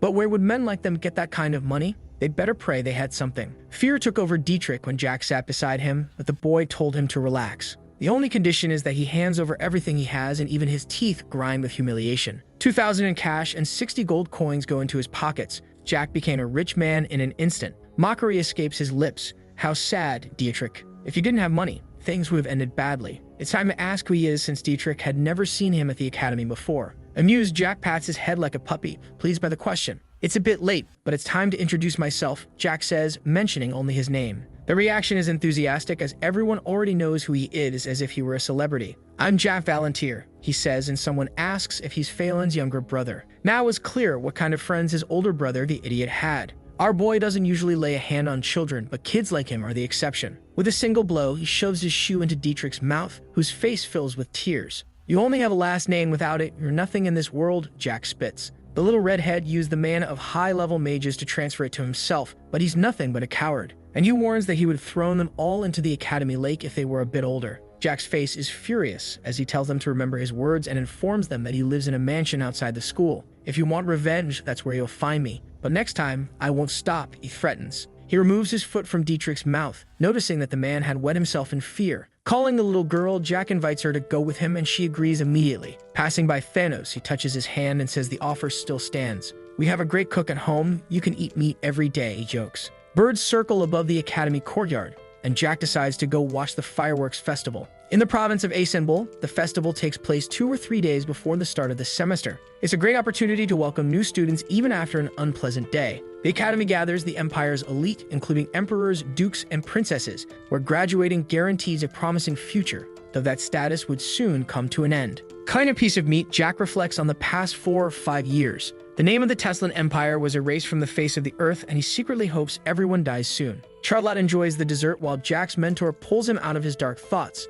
She asks if he said something out loud, but he quickly denies it, confused about what she's talking about. The mentor refers to the recent attacks on the academy, openly questioning the effectiveness of the security measures. Although Article 1 of the special law declares all students equal, she notes how ideologies distort over time. With visible displeasure, the mentor admits to having hidden something important: dragon blood and bones. Upon mentioning the Teslan Empire, she triggers in Jack the urge to reveal his past, but he decides to remain silent. The night sky shines with explosions of color when Charlotte interrupts the MC's distraction with questions about his abilities. He replies that he accumulated a lot of experience over the years, prompting her to ask if he had killed many people. Jack calmly confirms, revealing that he came from the future, more precisely 20 years ago. He mentions that Ron was the first to learn this truth, and that his later death was no accident. Offering more truths, the boy says that in this current life, it was the first time he saw Charlotte. In his past life, he only met her in the monster forest, the last refuge of the vampires. When asked about his interest in her, Jack explains that he saw in the girl someone who also wants to fight. He senses a painful past and a heart eager for change in his new disciple. Announcing they would begin training the next day, the boy visibly excites the girl. His plan includes creating a mana heart for her and testing her control, which clearly surprises her. Under the fireworks light, Charlotte thanks him with a glowing face while Jack smiles in satisfaction. He knows the future challenges will be difficult, but decides that now is not the time to think about them. Meanwhile, in his quarters, Dietrich destroys his room in a fit of uncontrollable rage. The noble repeats the protagonist's name with hatred, trembling in fury as he remembers the boy's terrifying stare. Amid smashed objects, he screams to himself, questioning how a mere 14-year-old boy managed to make him feel such fear. Vowing revenge against the boy, his labored breathing and uncoordinated movements reveal his complete emotional breakdown. On the second day of the semester, the young hero searches for Ron, driven by longing for his friend's delicious steaks. His body begins to tremble inexplicably as sudden dizziness hits him. The red sauce Charlotte used is, in fact, human juice. With a pale face revealing his discomfort, the protagonist still asks the girl if she's enjoying the meal. She responds with genuine enthusiasm, but the boy's attention is drawn to Thanos, sitting alone and dejected at the gate. Sensing the young man's presence, he briefly lifts his head before lowering it again, murmuring a request for help. The hero immediately invites the boy inside, offering food and shelter, a gesture that makes the blonde burst into tears. Not wanting to embarrass the emotional young man, the clever boy jokes that the cook must have overdone the onions. The next day, Thanos tries to apologize for his behavior, but the generous boy reassures him that it's no problem. The protagonist consciously avoids asking about the reasons, respecting the boy's privacy, though he suspects the influence of some elixir. While watching the muscular guy train with impressive dedication, the young master is interrupted by Charlotte's arrival. Dressed properly for training, the determined girl shows she is ready for the promised lesson. With a smile on his lips, the experienced teacher also prepares, beginning yet another journey of learning with his devoted student. By late afternoon, Charlotte was completely exhausted, lying on the ground without strength. Jack praised her, saying she did an amazing job that day, but a weak groan from the girl shows she couldn't take any more. Suddenly, she asks excitedly what it all means now that she finally learned how to use mana. With a gentle smile, the boy responds positively and congratulates Charlotte on her success. He had suspected it already, but now he was sure. The girl was truly incredible. After all, she was using mana at a high level as if she already had experience. Creating her first mana circle in just 10 hours of training was an exceptional result for a beginner. Charlotte casually accepts the suggestion to end the session there and tries to get up to head to the mansion. However, after a few shaky steps, she collapses onto a bench, instantly falling asleep from sheer exhaustion. The mentor asks the boy if he plans to tell Charlotte that it usually takes 2 to 3 days for beginners to create a circle. If it were up to him, he would have asked the girl to be his student immediately, although without his help, she would have needed at least a full day. A magic circle forms under her feet, drawing mana from the air to create barriers and store energy. By transferring part of his own mana to Charlotte, the protagonist greatly facilitated the process, although that method doesn't work for everyone. The boy admits it was hard for him at first too, making her achievement even more impressive. What intrigues the mentor is that Jack asks for nothing in return, acting with pure generosity and helping her. Noticing Thanos, the boy comments in surprise that he's crying again, making the young man quickly wipe his tears. The master observes his suspicious behavior, easily deducing that he feels limited and frustrated with his progress. Thanos is visibly depressed, unable to properly answer whether he has given up, while envy burns in his heart. He hopes at least the girl doesn't have a talent for swordsmanship, so he won't be inferior in absolutely everything. Jack asks if he thought it would be easy to become the greatest knight of the Western continent, making Thanos fall to his knees in tears. The protagonist sighs heavily, looking at the huge man. How could someone so grand be such a crybaby? With his questions, Jack tries to cheer the man up, saying that Best Knight wouldn't give up because of a girl. Gently caressing the blonde's head, he tells Thanos he can still achieve his dream, but he will need to persist. It's the first time someone truly believes in him, awakening emotions never felt before in the knight's heart. No one ever took his dream of becoming the best knight seriously. Everyone laughed at him for being so naive, but he never gave up. Jack understands that situation, since he went through something similar in his family, so he asks what the problem is. Thanos extends his hands and grabs the boys, thanking him for believing in him, something that touched him deeply. Without showing much, Jack simply advises him to keep trying because acquired skills never betray. While thinking about how to help the knight, the snap of branches is heard behind him, as if someone stepped on them. Thanos' huge body realizes that the boy is alert to something, but who could be there at that moment? A familiar feeling invades Jack, and he doesn't like it at all. It's as if he's on everyone's radar when he's most vulnerable. It was like an unwanted guest had arrived at the worst possible time. Thanos watches as Jack fixes his gaze on the horizon, his eyes shining with battle thirst. Boy asks him to take the girl and stand behind him, a request that leaves the blonde hesitant, but he agrees and quickly stands up. Our boy had already deduced who was coming toward them and comments that he knew the visitor would die, but didn't imagine they'd come so soon. His eyes scan the area quickly until he spots the observer, while the 5 men who had been watching the group were already lying on the ground. They weren't moving, but they were breathing, apparently unconscious, while Charlotte continues sleeping peacefully in Thanos' arms. The white-haired man informs that he brought the girl just as the mentor arrives at the scene, rubbing her eyes and yawning. Still unaware of the situation, the girl asks the boss if they're going to have dinner when suddenly Dietrich and several cloaked men appear around them. Some are positioned on the ground and others in the tree branches, all with threatening expressions while Dietrich flaunts a disturbing smile. He greets Jack Valantier, saying it's been a long time since they last met, calling him by his full name with a provocative tone.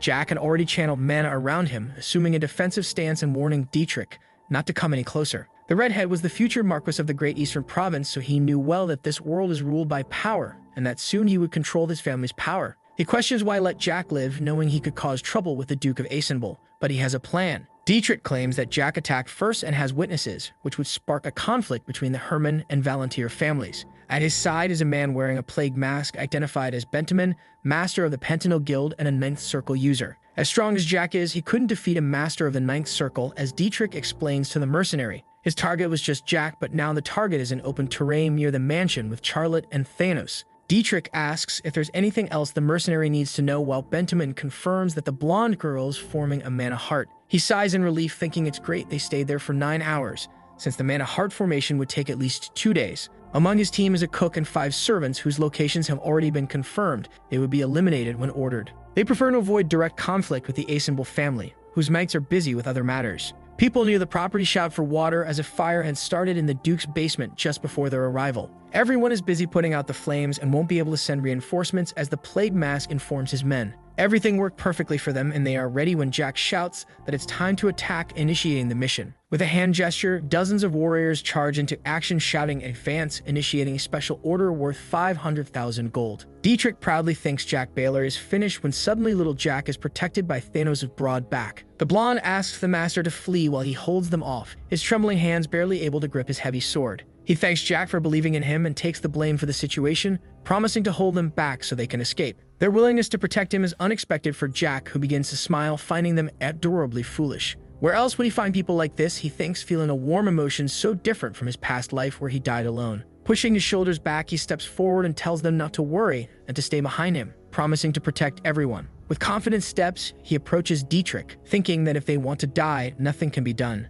The boy begins to gather mana to blow them all up, but is interrupted by his mentor, who pinches his cheek and asks him to stop. She descends to the ground in front of Dietrich, leaving Jack confused as to whether she intends to eliminate them herself. The arrogant noble does not understand why the doll moves and speaks when her eyes begin to glow like lanterns. Her hair rises as particles of light fly toward Dietrich, making him close his eyes and complain that he cannot see. An adult woman now stands before him, enveloped in smoke that covers her, revealing a great heroine from the past. The one who raised the continent and humanity to the top of the pyramid returns after a 400-year hiatus, leaving Dietrich perplexed. Tilting his head, the protagonist shows satisfaction at his mentor's return and tries to greet her. Before he can finish his sentence, she punches him in the face, causing a cry of pain as he falls to the cold ground. Rubbing his injured face, the boy asks why he received that, not understanding the reason for the aggression. The one explains that it is punishment for his inappropriate behavior, reminding him how he ignored her opinion and dragged her out of the cave. At that time, the young man did not care about her feelings or words, acting selfishly. Even while being scolded, he remained seated with a satisfied expression, admiring her and thinking about how much he missed her.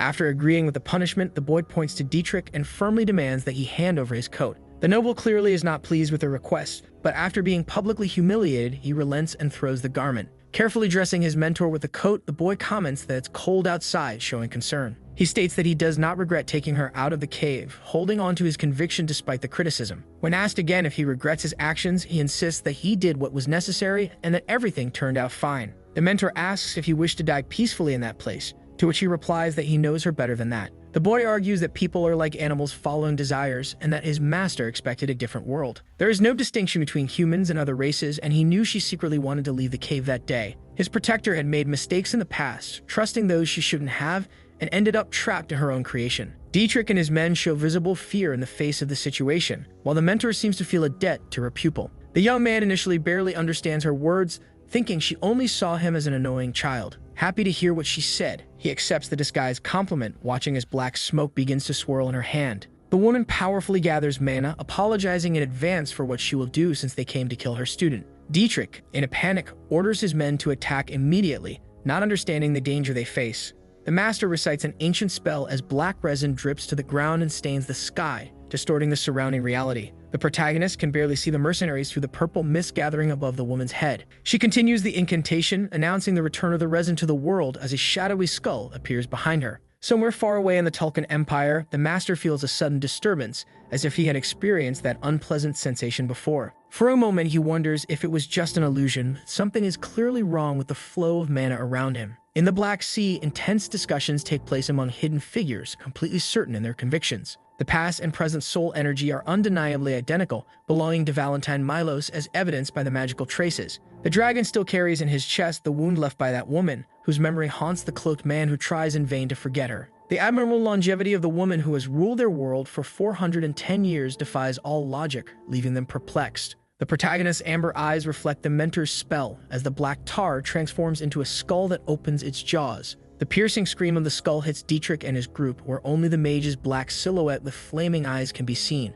A shockwave of the attack scatters all who dared to advance, leaving the noble with his mind clouded by pure terror. A strange sensation in his legs alerts him. Around him, mercenaries writhe in agony as they watch their limbs disintegrate into A strange sensation in his legs alerts him. Around him, mercenaries writhe in agony as they watch their limbs disintegrate into dust. When his own legs begin to vanish, Dietrich finally understands that he is facing inevitable death. His trembling hands start to crumble as a skeletal hand reaches out toward him, making him crawl backward in panic. In desperation, he offers fortunes to save his life, but the mentor ignores his increasingly frantic pleas with disdain. His body dissolves into particles that fly into a glowing portal in the sky, while Charlotte covers her mouth in shock. The girl sees Valentine as a final boss, frightened when the woman extends her hand only to gently pat her head. The powerful mage introduces herself as the mentor of that stupid student, asking them to take care of him, when Thanos surprises everyone. The blonde places a hand on his chest and corrects her. Jack is not stupid, making the mentor smile and admit her mistake. Playfully, the boy activates his childish narcissistic side, being pushed with a finger by the master who laughs at his immaturity.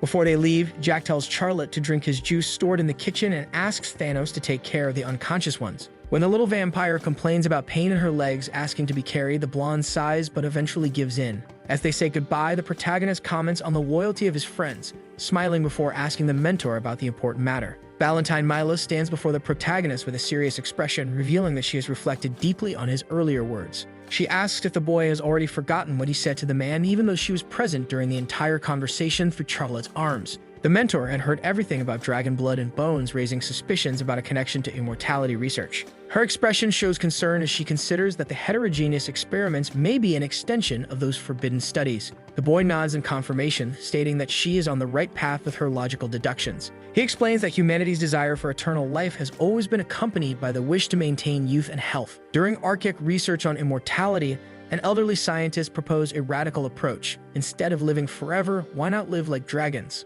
Long-lived races like vampires and dragons have radically different biology, with cells aging at a different rate. The protagonist describes chaotic laboratories with blood-stained papers, where cross-species experiments yielded partial results. The heterogeneous combination failed to produce immortality, but allowed humans to absorb powers from orcs and elves at a terrible cost. Recipients of these powers only gained 5 to 10 years of life before dying tragically. In a heavy voice, the boy reveals that the Tulkun Empire resumed these experiments, extending hybrid survival to 30 years. The mentor shows visible guilt, believing she had exterminated everyone involved 4 centuries ago. She vividly describes how she entered the laboratory alone, bare feet on the cold floor covered in documents. She remembers burning every paper and executing every agonizing hybrid creature crawling her path. Her face contorts with sadness as she admits her fatal mistake. She should have killed the Dragon Lords too. Two of those beings betrayed their own kind, likely providing descendants as test subjects for experiments. When asked which specific dragons were used, the protagonist has a ready answer. Only two Dragon Lords in all existence can manipulate soul energy, and their hair shares that gift. The combination of this lineage with 10th Circle mages created abominations capable of breaking magical barriers. The mentor, after absorbing this information, asked a crucial question about her pupil's future goals. She, as a relic of the past, still feels connected to the world and curious about its direction. The boy reveals his plans to reach the 5th or 6th Circle within a year and invade the Tulkun Empire during the school break. His mission will be identical to hers: destroy laboratories and eliminate all involved in the experiments. Meanwhile, poor Thanos struggles to carry all the unconscious servants at once. The mentor pulls at her sleeve with a thoughtful gesture and questions whether they really need to wait for the break to act. Her question surprises the disciple, who hesitates before responding, confirming to Valentine that he is genuinely her student. With a sharp look, the boy reminds her that she herself promised not to interfere in worldly affairs, treating this as a personal duty. Now she reconsiders, believing in her obligation to ensure the experiments are eradicated once and for all, even if she must act directly. This means she intends to depart immediately for the Tulkun Empire, and nothing can stop her after all. As a mentor, her authority is unquestionable. Destroying that laboratory will cause a massive crisis among radicals seeking to unify the continent through interracial experiments. The protagonist realizes that she has overcome the sorrows of the past, while he still carries that resentment alone. He then makes an unexpected request: that she open a dimensional space to retrieve a specific sword. Without hesitation, the woman waves her hand, creating a purple rift in the air from which emerges a blade of singular beauty. The Solarian sword, forged by the king of the dwarves and crafted by mermaids, shines familiarly in the young man's hands as he handles it with intimacy. Valentine also pulls out a white mask with intricate patterns, capable of concealing identities and manipulating mana flows. When questioned about its origin, she dodges, vaguely recalling having bought it in a market ages ago. When he puts it on, the boy jokes about improper uses, like spying on men in bathhouses,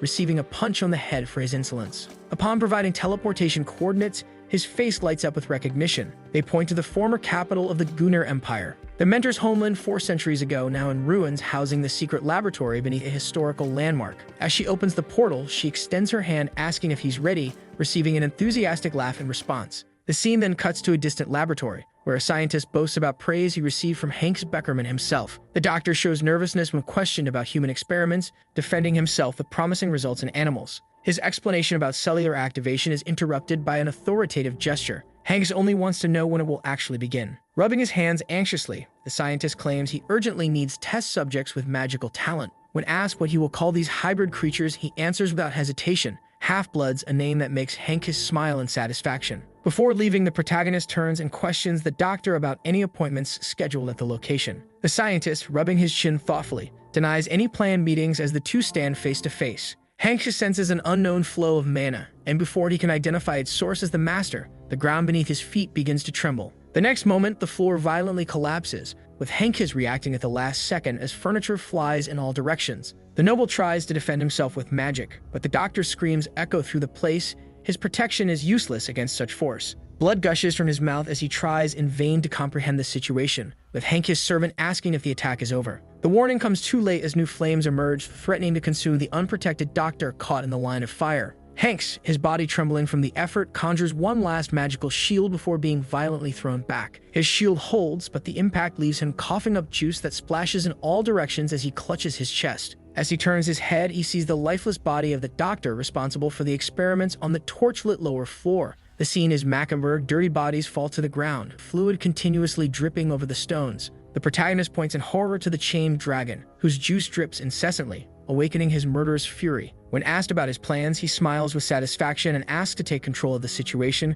receiving approval from the mentor. Valentine extends her hand and conjures hellfire, identical to the one that hit Hanks earlier, illuminating the dark surroundings. The boy comments that the spell remains impressive, partially covering his face from the intense heat of the flames. They are now on the 3rd floor among ruins of a civilization forgotten for centuries, while the mentor checks if there's anything left to destroy. The protagonist approaches the chained dragon, closely observing the beam piercing his chest, provoking a warning growl. He recalls how in his past life he had found the creature in an even more pitiful state, bathed in fluid and begging for death. This time, smiling, he unsheathes the Solarian sword with determination, ignoring the beast's intimidating roars. His movements are precise and swift, the blade drawing arcs in the air, reducing the chains to metal pieces that fall at his feet. The dragon collapses to the ground, exhausted, while the boy watches it with compassion and extends a hand to caress its head. 18 years have passed since their first encounter. The protagonist leans down, gently embracing the scaly neck. He whispers words of comfort into the creature's ear, acknowledging its prolonged suffering and extreme exhaustion. Jack watches the smiling dragon, recalling how the same creature once begged for death. Silence weighs in the room as the boy questions whether the dragon wishes to go on living as experimental material.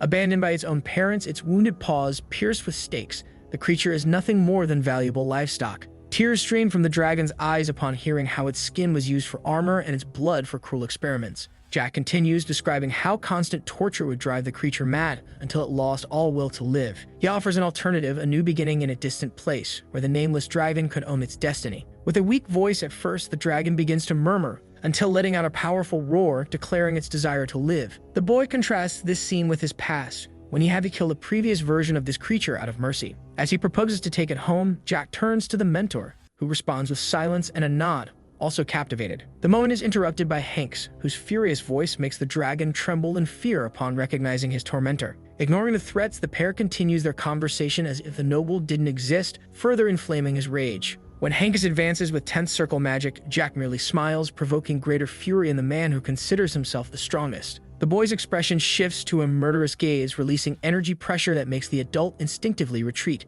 With a precise knee strike, he breaks the opponent's sword, who stammers in shock upon recognizing the energy of darkness. As the student advances relentlessly, the mentor watches intently, without interfering in the one-sided battle. The scene turns to chaos as the boy, driven by contained fury, reduces the enemy's weapon to shards. The scene ends with the noble being hurled against the wall, while the dragon watches everything with renewed hope. Hank's body leaves a massive crater in the wall before rolling unconscious across the floor. Jack approaches with a disappointed expression, barely believing that the strongest man on the continent would fall so easily. Clutching the broken sword, Hank tries to get up and asks in a trembling voice who that unknown man is. The boy merely laughs, making the noble shudder. That scornful laughter sounds more terrifying than any threat. In prophetic tone, Jack declares that he knows someone, the knave Thanos, who will one day become the knight capable of defeating the blonde. Furious at the prophecy, the noble attacks even unarmed, while the protagonist remains still, sword calmly pointed. His amber eyes reflect malice as they shift between the dragon and the opponent, analyzing the scene with coldness. When Hank tries to draw another weapon, Jack moves swiftly. A precise strike sends the noble's hand flying through the air, juice gushing out. The boy's terrifying gaze seems to say that Hank's is still too weak, provoking both pity and contempt. Turning the noble into a punching bag, Jack delivers precise kicks until the man collapses on the stone floor. While cleaning the bloodstained sword, he suggests that Hank's gets stronger. It will be more interesting when they kill him. Jack reveals intimate knowledge about the faction of the Prince of Tulkan, whom Hankus serves, predicting his bloody end. Upon noticing Hankus' disciple trembling in fear, the boy recalls memories from his past life. He remembers when he previously killed Hanks and a knight, probably Marangos, tried to avenge him, losing his head. With twisted glee, Jack uses the glowing chains that once restrained the dragon to amputate the disciple's arm. The mentor asks if he's finished, receiving confirmation, but with a note about one thing worth taking. Teleporting to the mansion's courtyard, Jack removes the mask with a bored air before letting out a restrained laugh. His expression alternates between amused and utterly indifferent, as if already accustomed to the violence. Turning to the dragon, he asks its name. The animal, still on the ground, lifts its gaze and murmurs in a trembling voice. Shell Bahamut, the syllables come out haltingly, filled with restrained emotion after years of suffering. The boy gently strokes the dragon's scales, questioning the meaning of the surname given by the parents who abandoned it. Your name is now just Shell, Jack declares firmly, staring at the creature with a gaze that blends protection and authority. The dragon, now called Shell, accepts being taken to a room where its wounds are treated before falling asleep, exhausted on soft cushions. Valentine Milos is sitting cross-legged, questions her apprentice about his plans regarding the Dragon Lords. The boy responds with uncertainty about who should bow first, suggesting it would be interesting if the strong came to the weak. His eyes shine with an expression the mentor recognizes as care, the same care he shows for her. Jack does not hide his admiration for the woman who surpassed the human lifespan by 4 centuries and built the foundations of the current world. Kneeling, he holds her hands and promises to deal with the Dragon Lords when the time comes, sparing her from further sacrifices. After a long silence, Valentine agrees, rising to take a bath while Jack observes her dusty cloak hanging on the rack.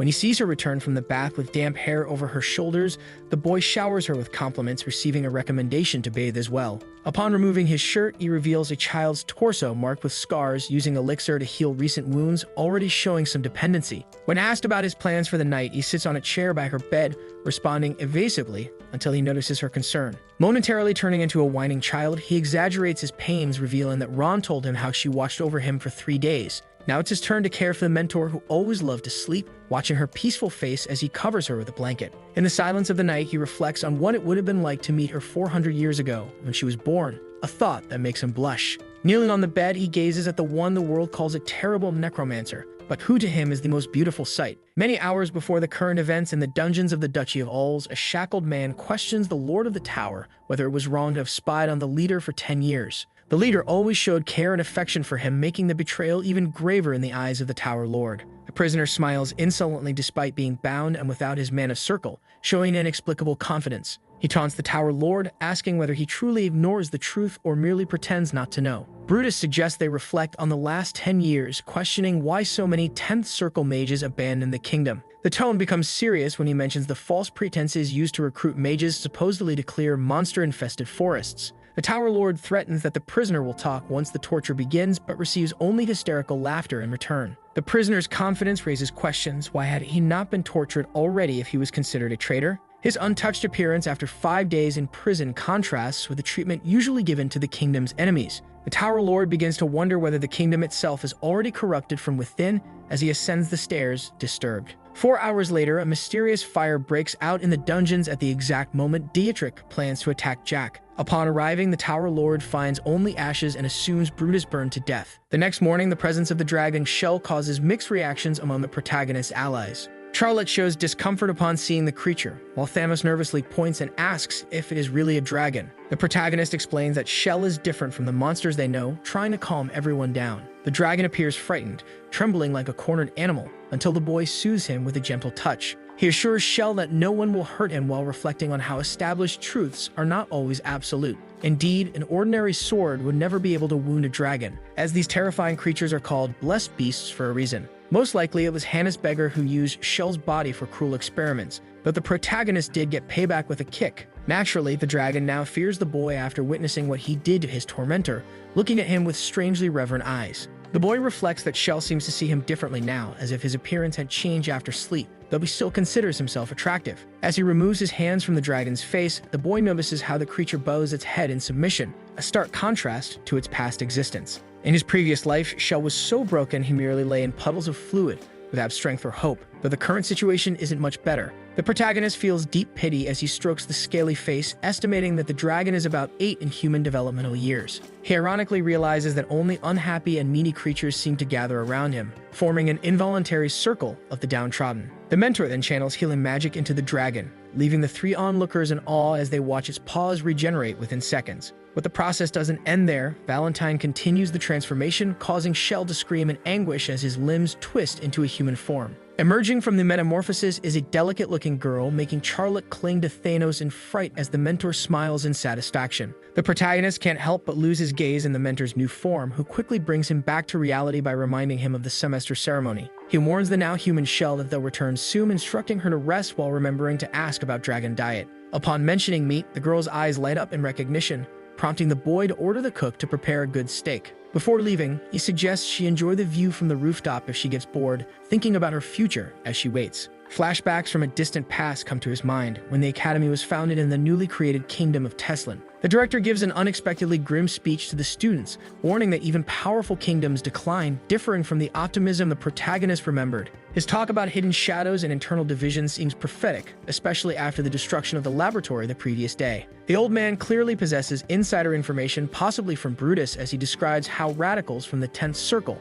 will conquer Tulkun in blood. His melancholic tone contrasts with the vigor of the ancestors who built the kingdom, leaving the students confused by the seemingly contradictory message. As the protagonist watches his classmates absorb the speech, he realizes that each of them carries the potential to change the course of this dark future. After the ceremony, the Academy students disperse through the courtyard, resuming their daily activities. Jack stretches wearily after sitting for too long, noting that there are no classes or events scheduled for the first day. He considers visiting the old director to thank him for the house he received, as he genuinely liked the gift. Suddenly, his gaze catches a familiar silhouette in the crowd, prompting him to shout excitedly the name of his older brother. The brother is startled by the unexpected voice, while Jack waves cheerfully, asking when he had arrived. The response is a dry murmur, "Yesterday," as the older brother dodges his touch, keeping his distance. Ignoring the coldness, Jack pats him on the back, insisting he at least greet him politely. He argues that they share the same blood, but his gaze becomes threatening when the brother remains reluctant. In a low tone only the older one hears, Jack whispers that he could dismember him right there if he didn't show the minimum respect. Immediately after, he shifts to a relaxed attitude in front of the others, loudly saying he didn't want to delay him. With a friendly pat on the shoulder, Jack lets him go join his friends, but Phelan runs off as if fleeing. Charlotte arrives beside Jack, observing the scene and asking if that was a friend, receiving a negative response. She is confused when he mentions they are blood brothers, prompting Jack to explain that family ties don't necessarily mean affection. The girl then gives an intrigued look, pressing to know what she represents to him with her cute expression. Jack is flustered by the direct question, joking if she was already entering puberty with such deep inquiries. His sincere answer, that she is indeed family, lights up the little vampire's face, even though he usually doesn't show feelings openly. To the protagonist, family are those he chooses to protect and care for, now including the mentor, Thanos, and Charlotte. Meanwhile, Phelan quickly distances himself from the group of friends who comment on the brothers' strange behavior. A friend notes that Jack seems to have psychologically dominated the older one, completely reversing the dynamic they used to have. Phelan doesn't understand his own reaction. Why does he still feel fear of the brother he once saw only as a toy? These thoughts make him quicken his pace, confusing his companions who suspect some kind of mood disorder. In a burst of anger, Phelan turns back to confront Jack, but freezes when he faces his brother's confident and dangerous posture. Unable to articulate the challenge he had planned, he averts his gaze and lowers his head, defeated before even beginning. Jack remarks with disdain that he has become boring, noting how his brother trembles even after overcoming his fear of water. Something new was pulsing in his chest, a mix of hatred, fear, and an unknown emotion he had never felt for anyone before. That was why he hadn't realized he was now hurt, grabbing the cold cookies while reflecting on Brutus's death. The news didn't surprise him at all. On the contrary, he questioned the old director about what exactly the problem was. The old man was perplexed by the boy's indifference, who clearly didn't care whether Brutus was alive or dead. Realizing the conversation wasn't going anywhere, Jack changed the subject to thank him for the property, especially praising the chef whose dishes had charmed Charlotte. The director's silence about Brutus's death remained strange, but before Jack could leave, the old man called him back. With cookies nearly falling from his mouth, the boy heard the unexpected proposal: transfer to the Magic College, clearly influenced by the tower's owner.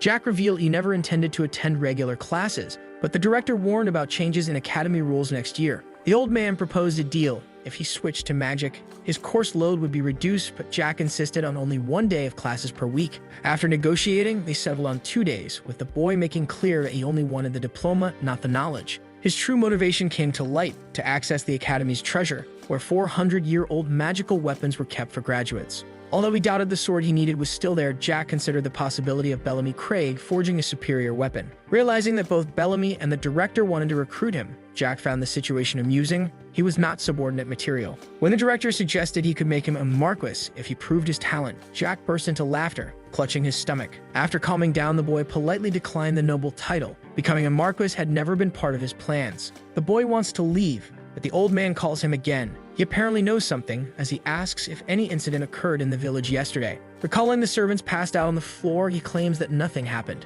The director's questions sound like an interrogation. Jack explains he went to check on the employees because they hadn't prepared the food. Thanos took everyone inside so they wouldn't stay out on the street. He didn't ask what happened, but it seemed to be a fight among them. To the old man, it sounds like a flimsy excuse. The director accepts the explanation with a paternal comment: kids grow up fighting anyway. Jack leans forward to leave. As he exits the office, a painting catches his eye. It shows a girl striking a horned man. Valentine remains in the office. The director, hearing her, reflects deeply. His political instincts, sharpened over decades, are not easily deceived. In his entire life, the old man had met hundreds of aristocrats and kings, but never felt an aura like Valentine Milos's. The master touches the flowers near the window, saying the director's speech was impressive. Her movements are unusual. Even the way she approaches the window is singular. The director is certain she is a unique woman without equal. Valentine suggests that the position of general would suit him better than that of academic director. Perhaps in the past, when he still fought. Like Bellamy recently mentioned, there are many talents in the Tesla empire. Can he, as director, protect them all?